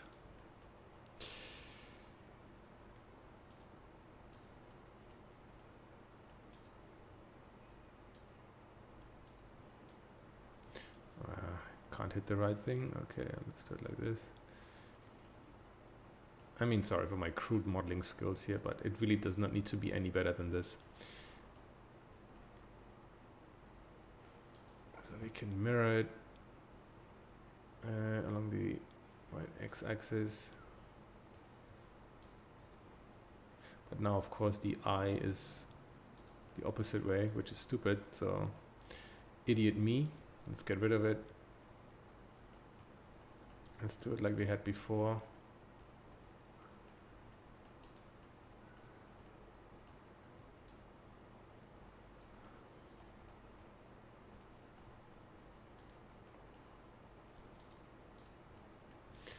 Let's duplicate that, extrude.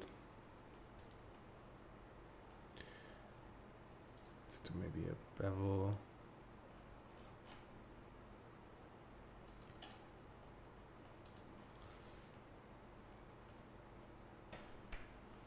Selecting all the linked ones you can do with L.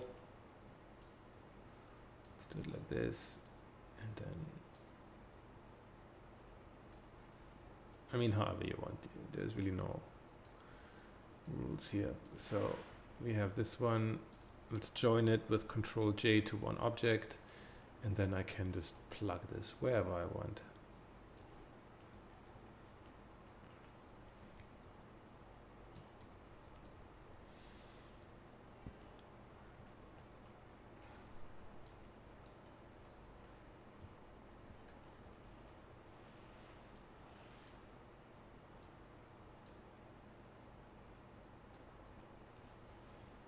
So now I have this nice info sign here. You can do stuff like this. You can also, well, we can build ourselves like something a bit like three-dimensional in that sense, which could be, maybe we can do like the recycle bin. You can also select these two at the same time. Let's get rid of the alpha. I noticed this time. And have these two here, especially useful when you have things like with the same scale that you want to connect. So in order to, which actually in this case is not so useful, since actually I need to line up these two.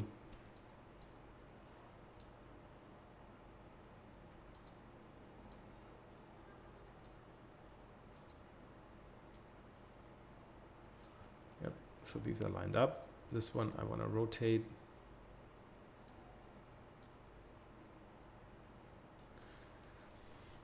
So what I need to do now is like, I kind of need to cut this guy off up here.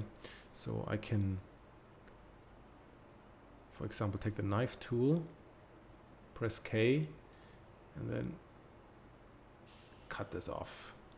And you're here, press enter, done, select this face, get rid of it. So now I have this. It seems like the other one is still a bit bigger. Can like shrink it a little bit. Okay. And then what I can do is join the. I don't. Maybe there's another way how you can do this better, but that's how I do it. I join these two in one object, and bring these as close as I can together. And then I select these two edges and say edge, bridge, right.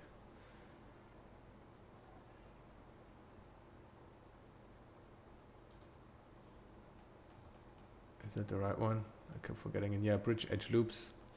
Maybe there's a better one. Please, Blender people, help me out. Maybe I'm just stupid and do it like in a very weird way. So I did this, and then I can also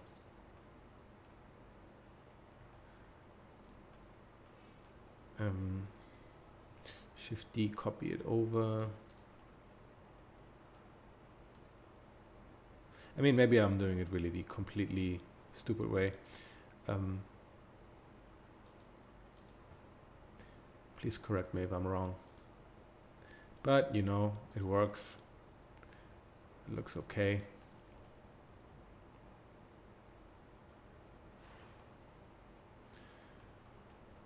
So I just need a top for this one. And I don't know, we can do this a couple of different ways, I guess. There's also maybe like a bottom we need. I can, for example, extrude these edges. I mean, I don't care what's in the back. I really don't care. We can bridge these. I don't know. And I can select this. Let me see, does it work?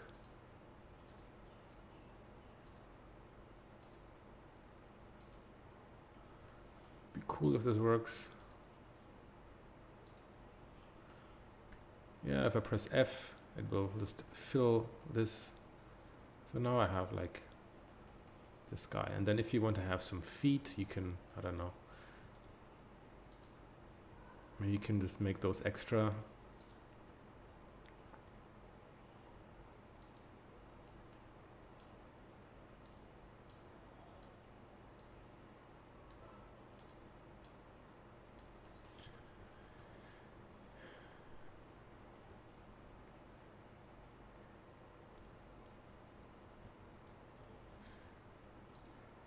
Get rid of rotation and scale. I have all my edges selected in edit mode. If I bevel it,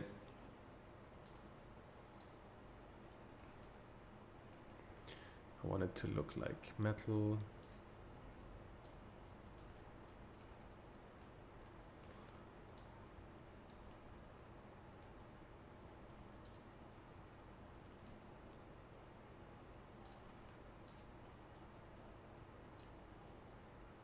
Again, I'm looking at the reference. It seems like it kind of has these kind of feet.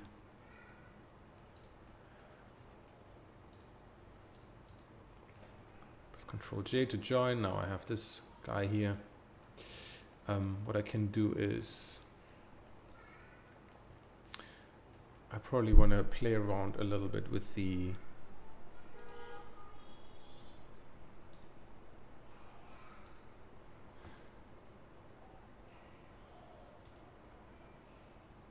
because it has kind of like a glass here. I want to play with that. But for some reason it doesn't let me do any edge loops here. So if that doesn't work, that's totally fine. We're just going to be using our trusty knife tool.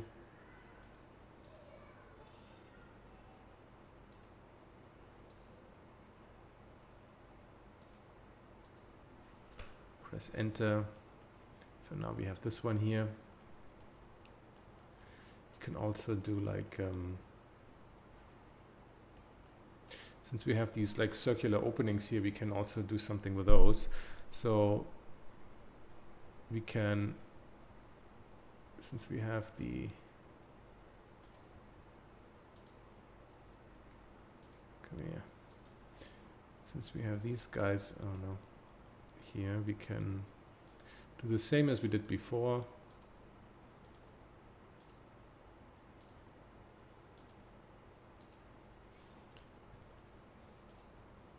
Select all these guys. I don't know, it looks maybe like a bit is gonna break. Control Shift B. Yeah, it's gonna destroy everything, so let's not do that. But let's just use Control, like this is the knife tool. Or if you have box cutter, just cut it out. But I'll always assume that we'll try this without any additional plugins, only the ones that come with Blender.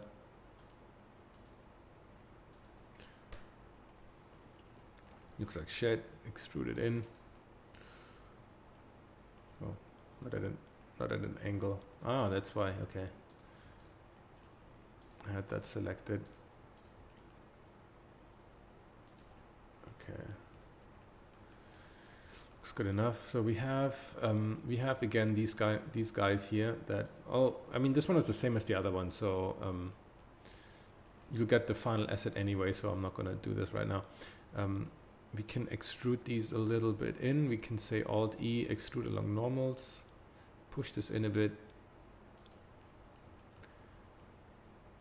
Fantastic. We have these two selected. I want to do the same as before, so this one, actually we have to do two different ones because this one is the front, which I need to duplicate, change it back to front and add the front 001, assign it, and then I can, for example, let's play with this one quickly. Change make it a bit shinier maybe.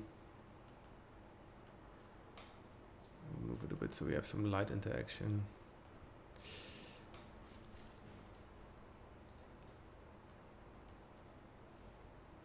Not much happening, doesn't matter. I have the front one here. So this one is like kind of like a glass. We can definitely do something with that. And now here it's really shiny now. And there's a nice contrast between the non-shiny exterior and the shiny glass. So now it's really like glass. You can see here.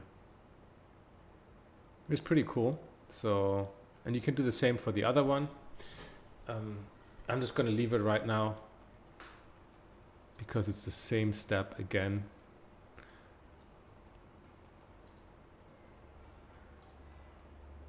Or we can just, yeah.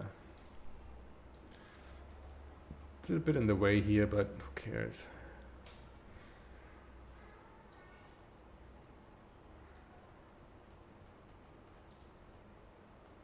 There you go. Now we have a nice.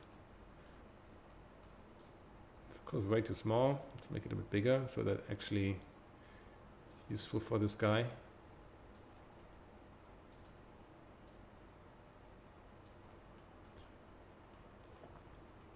And so now at this exact way you can do vending machines, you can do anything you want. These little like electric boxes for the guy to play around with. So let me see, what else can we do?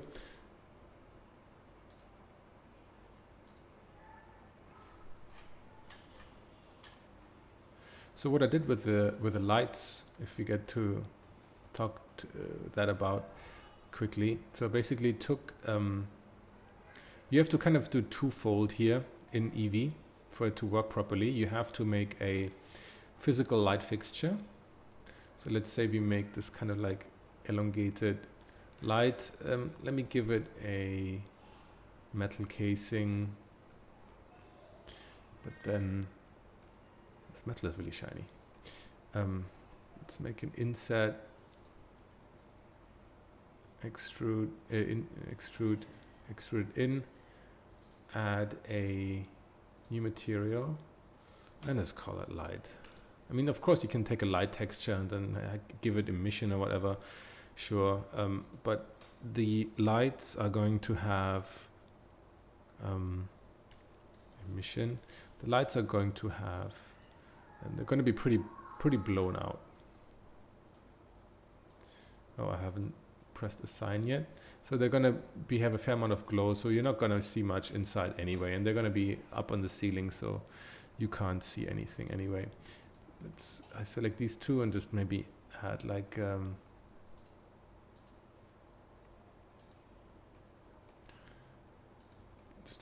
tiny bevel, so it's like an area where the light can get caught. And I basically do this. This one is a bit to make it bigger. Okay, so I can put this here. Basically add an array modifier the usual way. Oh, actually I need to put it here. So now I have this light array here. But that alone will not help.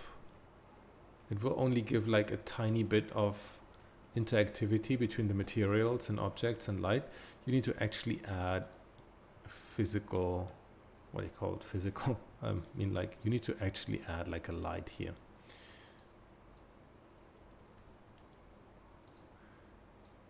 So I usually just make it,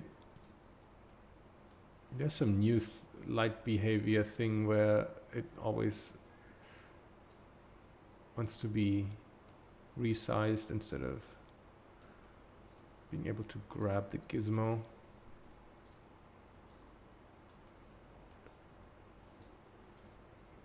Come here. So you kind of need to place these exactly where you want it to be.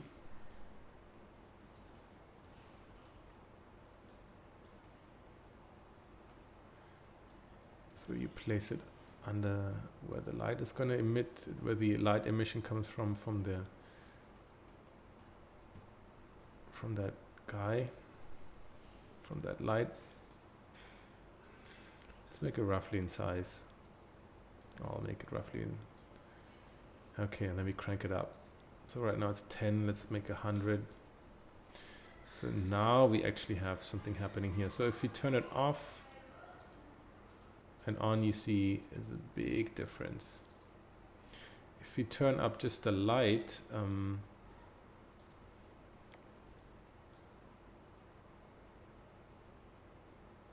it's not the same thing happening. We get a reflection here, but we're not getting like any light increase or any brightening actually. So we do need these lights, and of course having a lot of these lights is gonna really make things heavy in terms of like performance. It's gonna slow us down, but that's just what it is. So you can also make like round lights, and I'll do these the same way. So I just usually add a point light in there, or you can also just make this one round. Don't forget to click on contact shadows. And so that's how I build these kind of guys. And then usually what I do is, because in this case I'm using the HDRI mainly for reflections, so I'll usually dial it down, and then I need to see how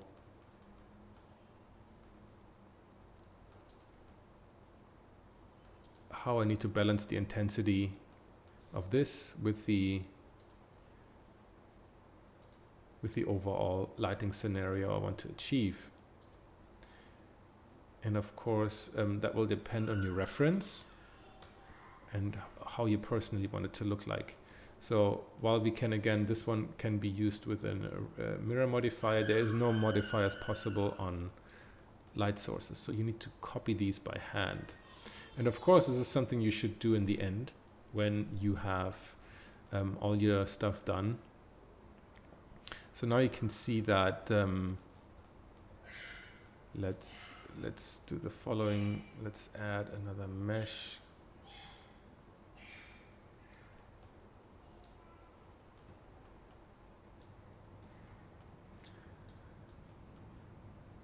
let's make it, let's add concrete to it.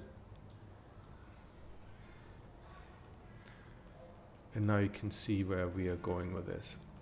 So you can see that now we have kind of cut out all the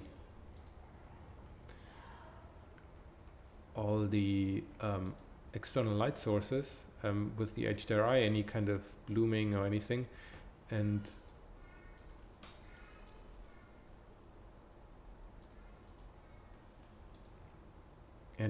we pretty much only have the lights that we have here in the scene.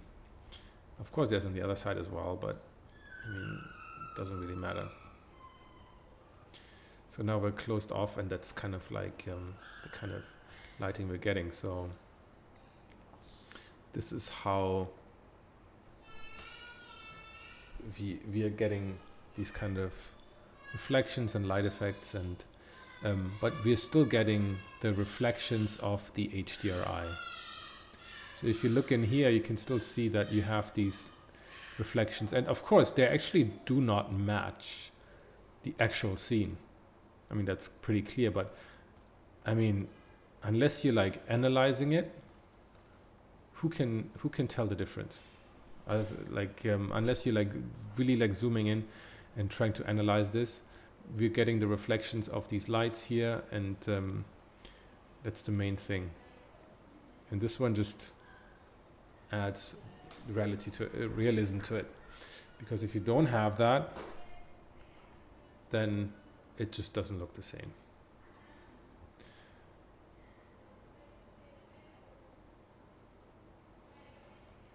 So that's how we're getting there. And like I said before, this is the process I used for every single little item. So if I have a decal on the floor,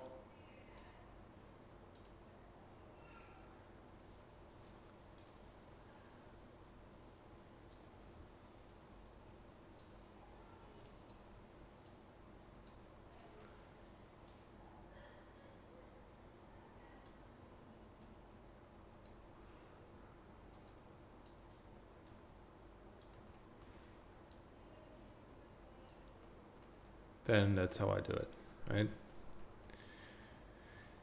If you have stuff on the wall, that's how I throw it on the wall. Like then I have something like this, a little bit extruded, and throw it here.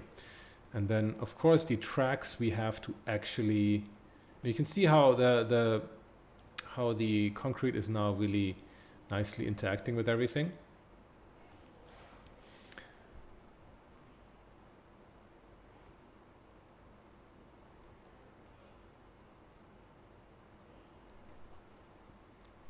So, and the tracks, of course, you have to build by hand, but I mean, the geometry is so that simple. If you have something like this,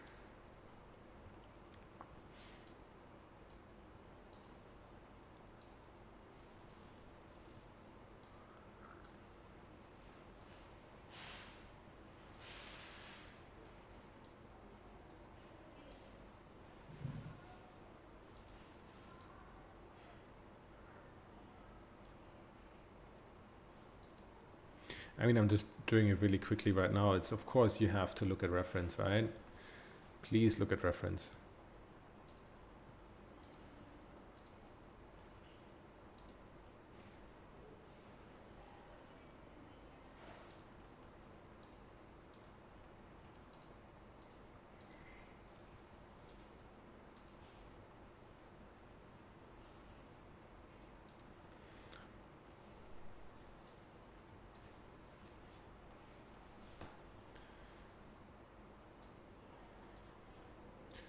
Maybe you want to make another metal for that one that is kind of like a bit darker and a bit less reflective.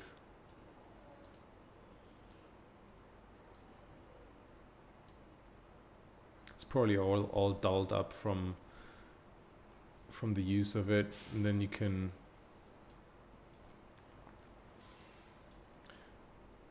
plug these in here.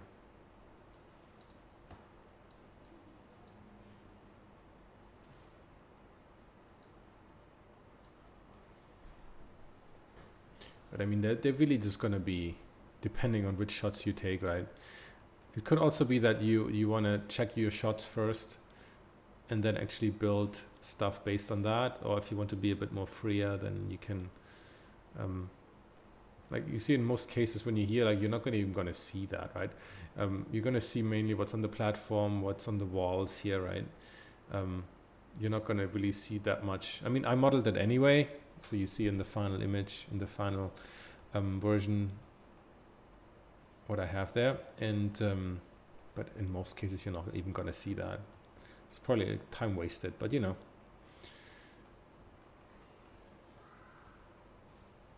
So this is kind of how we get there. I mean, the train then is also done the exact same way. It's just a bit more time intensive.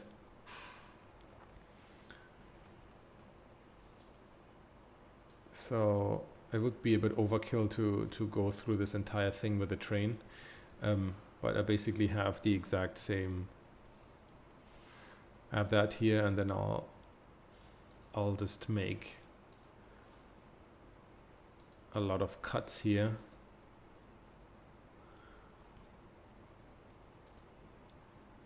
Where did it go?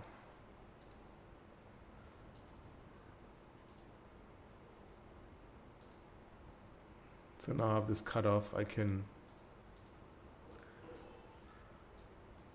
cut all of this off, and then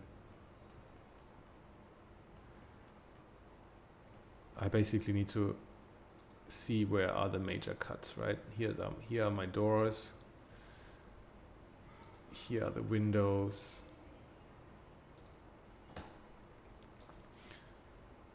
And you have to go very systematically and very slowly.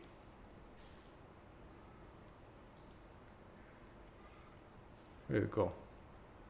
Here.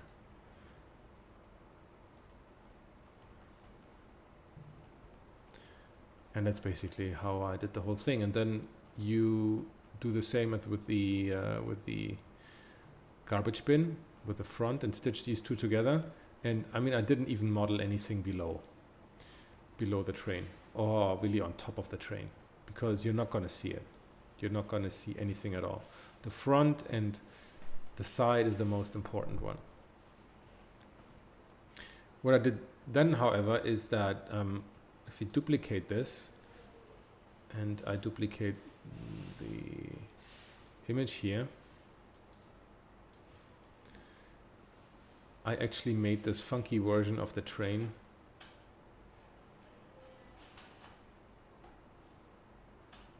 Which I don't even know where I have it now. Oh yeah, it's here. It's I did this version of the train where I painted lots of people in there, which I then just like push on the inside, and then when I turn this guy into glass, I can actually see inside. And then I can see these people standing. It doesn't really hold up that much, but it's good enough for most of the shots. So this is basically how the scene is constructed. I want to now jump to the final scene, and just show you around a little bit and explain some of the things that I've hinted at.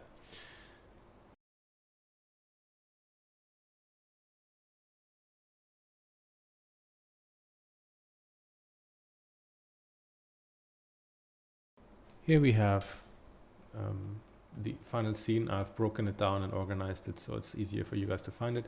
Here you can see the train. I added these on top. I actually divided these parts up a little bit, which was easier to organize. So, but it's exactly done the way I just showed you. It's just repeating it over and over. It's getting a bit slow in performance, but you see here, this is super simple. I haven't even extruded any of these wheels because we just don't see them. There's no bottom. Top looks awful. basically I just took this and extruded it a little bit just to check how the shape actually looks like based on the reference, and just to do my best estimation of how this would look like. And then after I have all these edge loops in here, I basically select all the door pieces and extrude them inwards, and then I bevel the edges just to match how this looks based on the photo. And then here you see for the windows I actually got rid of the material and made a new material called Train Windows, which is a transparent shader. So make sure to, in the settings, change the blend mode to alpha blend. And then it's a mixed shader between a glossy and a transparent BSDF. This one here is only there to give some dirt on the windows, which is not necessary. And then on the inside is actually the image I showed you before. Why can't I say it? Maybe it's part of it. So it's the image I showed you before, and it has a bit of an emission here called the windows. It has that image with all the people on it, an emission shader plugged in, and then I pushed it in a little bit to just get a tiny bit of parallax. So you kind of, when you move it, it kind of gives the idea that there's like separate layers. I mean, it totally falls apart because it's always the same people, and it's not very well done. But I think for most shots, it holds up just okay. And just because it was fun to build this thing. It's not the main thing in this environment, not in this thing. I mean, there's no wheels anymore here. It's not the main thing. It was just a fun experiment, I think, and yeah. And then maybe let's get rid of the train. Let's start loading in the platform. Let's see if everything falls apart now with all the image textures and everything it has to load. So it took a few seconds to load all the image textures in, but now we have everything. And this one is I haven't even activated the proper lights yet. We can put those in. You can see the difference. We get proper reflections, or better reflections, and shadows and everything. And this is purely, I mean, you can see the same elements here. It's just layered. It's just layered on things on top of each other. Some of these are done with array modifiers. Some are just purely duplicated and imported. You can see here, it's like another concrete texture I used, and then here we have the tracks. We have these kind of things where the tracks sit on. We have like the third rail here that sits on these like ceramic things.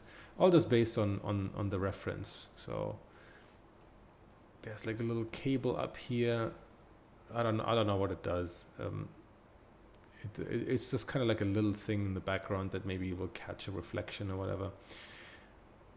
I did like a little intercom here, and it's all built like this one is the same as the info thing here. It's built exactly the same way as all the other items. We have this one here that I cobbled together. It's like info. So basically this is just, I imported this one here, and then I imported this one as image as planes, and cut around a little bit so it has a gap here, and but it's basically exactly the same thing. You can see here, looks awful. What the funniest thing is, I think the elevator doors, which are so incredibly low resolution, like if you look at it, it's just horrible. But I mean, once you're here, it doesn't matter anymore. So unless I'm doing a close-up of the elevator doors, of course it's gonna look terrible, but if it's just like here, like how can you tell, right? It's just, so don't go crazy if you can't find the most high resolution things available. And all these things up here, they're all done the same way. Import image as planes, extrude, and add a little bit of maybe a bit too shiny actually. Like extrude and add like a cylinder on top. Cool. We have a cool vending machine. I think Ian also released some vending machines, so you just can take those and plug them in here. You can have an army of vending machines with different kind of things to buy. But it's exactly built what I just showed you with the garbage bin. You see how that simple that is. Just cut here a little bit around with the knife tool and then extrude it in, add the emission texture. I mean, you can all analyze it. So you see there's the regular texture, here's the 001 texture with the emission plugged in. I haven't even extruded any of the other ones, so I think Ian's probably looks a lot better than mine. This is just the most dead simple version of it. This is even worse than the other one. It's just I plugged in the, it doesn't even match anything at all. But together with that tiny bit of extrusion here to push the doors in a little bit, and I think adding these light strips, which are also from reference, and everything around it. At this zoom level here, even at this one, it's, I think, unnoticeable that this is like a 200 pixel image. And you see back here, I didn't bother making anything. I modeled these guys here, but it's just a couple of things. Also up here, there's nothing. As you can see, there's a little bit of where the ceiling goes, and then there's really nothing. It's just I put an area light here so that there's an indication that there's something here. But I mean, if it's tilted like this, you can't see anything. You can't see anything at all.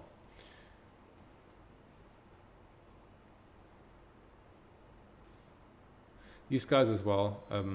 I'll show you all the nonsense things that are going on here, because this is platform number 2, and this is also platform number 2, because it's the same thing. All the trains go in the same direction at the same time, and this one is completely wrong. I wonder how many of you actually noticed that when you looked at the promotion images. These directional signs are all the same signs. So everything is exit A2 or whatever. The station here is the Ginza station, but the train is something completely different, probably. This one here is a completely different metro line with a completely different color scheme. The train is something completely different. It wouldn't even make sense for it to be here because it's from a different railway company. And again, the colors don't match at all. But yeah, let's take some artistic license here. So I wasn't going to rebuild like everything original. I think I would have gone crazy in trying to find all these things that are completely original and make sense. And you have some stickers here. Here we have these guys, and it's just, you see, it's like 3 polygons basically. Like one is assigned with this texture, one is assigned with the yellow texture, one is assigned with the gray texture. There's really nothing here. Here, there's nothing here, right? So so it's all just, I think what this stuff needs is just a lot of time to go through and look at the real thing, figuring out the materials and the rhythm of shininess to not shininess, and colors, where to put and how many, and to put these decals, and all these kind of like details here.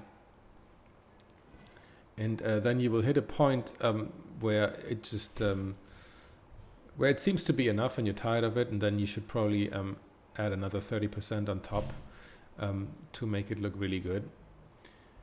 And you can see here the lights up here. It's just it's very, very simple pieces. And then at some point you'll be done and it's going to look good enough. Depending on what you want to do with it, you can add other things. If you want to have it more sci-fi, you can add your own designs. But this is really about kind of learning from the real world. Again, learning to up your 3D skills, learning to up your design skills, by really analyzing what you have and rebuilding it and lighting it. Which will help you to understand, I think, how to build your own stuff later on in a bit more believable and hopefully more efficient manner.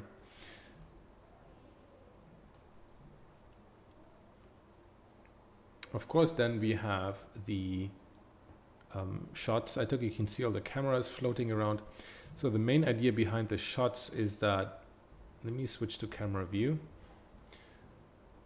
As you can see, I took some shots here. I need to bring the people in, which will probably take some time to load all the textures. But basically, the idea behind the shots is that I wanted to emulate a bit more the real world camera. So I'll play around with some focal length and also depth of field. Not too much, but just so it fits nicely into the shot. You can enable that here in the camera settings, say depth of field. You also need to, you actually don't need to do anything here. You can see how the chair here in the front is a bit out of focus, which is great. What I look for in these shots is that we have a good rhythm of, I mean, it has to have composition, right? So let me load these guys in. Maybe it will take a second for all the textures to load.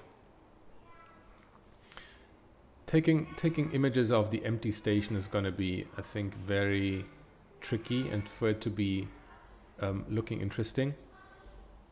So there always needs to be, a character in the frame, and if you can conjure up some kind of story, that's even better. This really takes a bit. So what I usually, the people are of course part of the composition, right? So you have all your usual things like rule of thirds and a good rhythm of light to dark. That I think is a given. What we also have to look for and what we have to play with is the usual, is also the other photographic kind of rules that we need to look at. Which is a good relationship, and of course there has to be foreground to midground to background. That all has to be there. So here in the foreground we have the chair, in the midground where our subject is the people and this big pillar, and then in the background we have the kind of, actually in the background is usually what gives you a sense of place, what tells you where you are. So that kind of, in this case, is kind of like the station name. If you switch things around. Oh no, I didn't want to do that. Okay, it's getting slow. This is really bogging it down. Let's change the camera. I think the train also needs to be there. So here I wanted to have a really dynamic shot, which like something with some elements really crazy in the foreground. Our lady here is the subject. And I think there's we have these very strong leading lines here that guide our eye, and some background information. So again, foreground, midground, background, that are playing together to tell the story here. Let's take a look. So here we have a very strong 1-point perspective shot.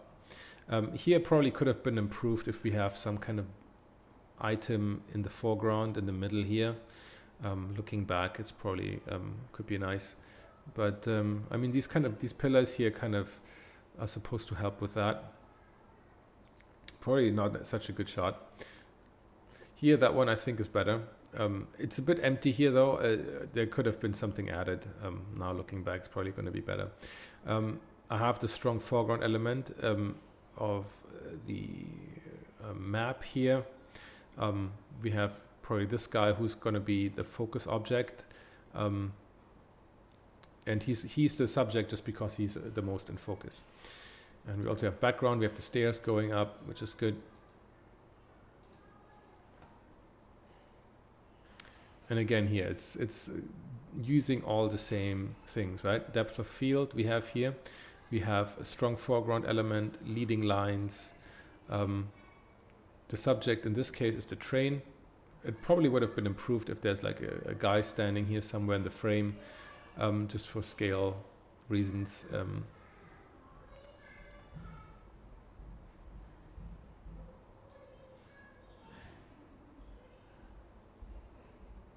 And together with the screen recording software, the computer is really struggling right now. So here we have another interesting shot. So some foreground element, the lady waiting for the elevator. Again, it's a 200 pixel image, the elevator. It's horrendously low resolution, but together with the very sharp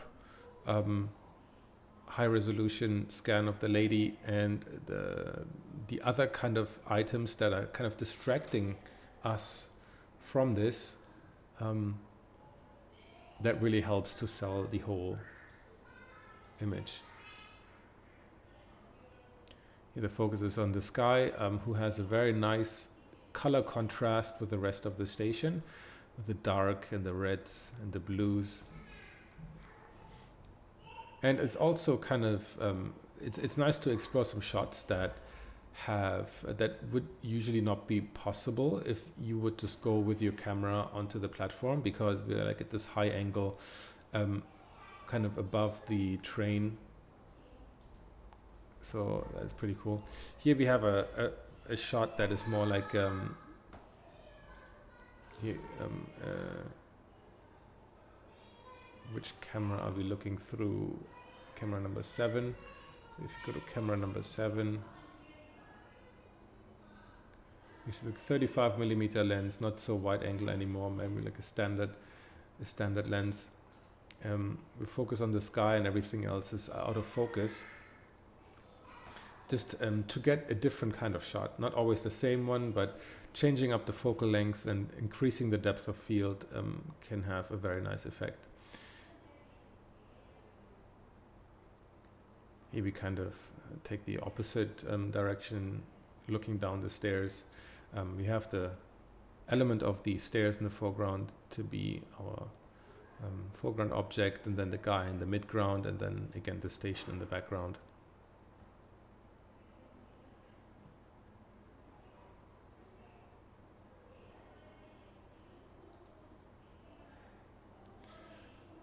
Okay, the computer is going to die.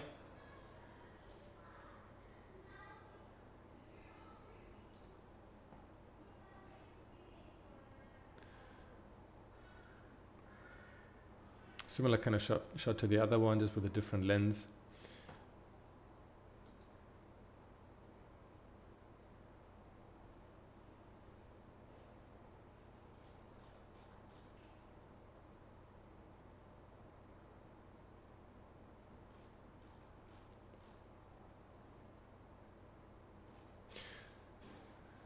And yeah, in these shots, there's actually not much. There's pretty much no Photoshop except for color grading, and I think I added some like film grain to it. Here we are, this shot again. So I haven't really added anything else in Photoshop. Just made it the usual greenish tint I like, and I think I added some film grain and I blurred the edges out a little bit, just to add a bit of natural looking camera distortion to it.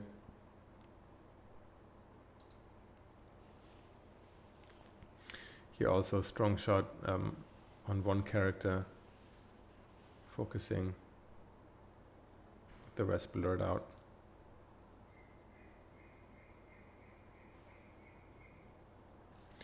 And I think that's all the shots there are. So you can see that how I followed the same rule basically for all these shots.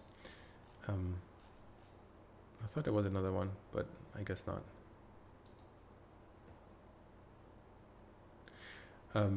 I've followed pretty much the same rule for all these shots.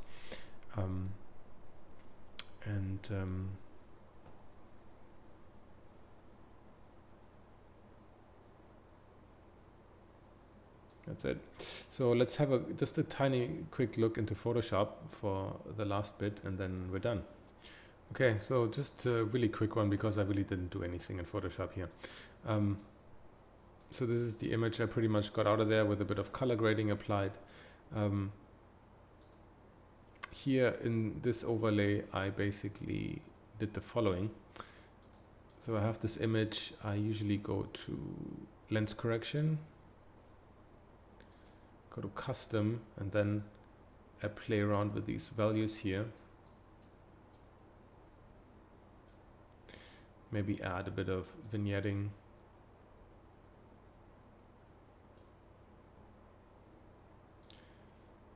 Press OK, and then I also add like a blur. Now I need to remember what that was. I think a field blur. No, exactly the opposite. Not the opposite, the other one, iris blur. So here I usually, where's the,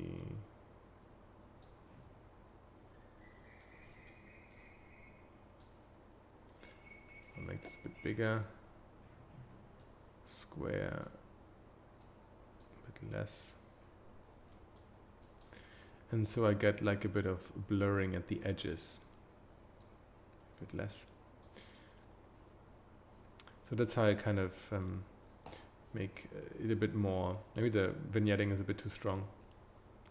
Give it a bit more of a vintage look. Here's like kind of like a really dirty image that I set here with soft light, and then some grain. You can see it's like some graininess, which you can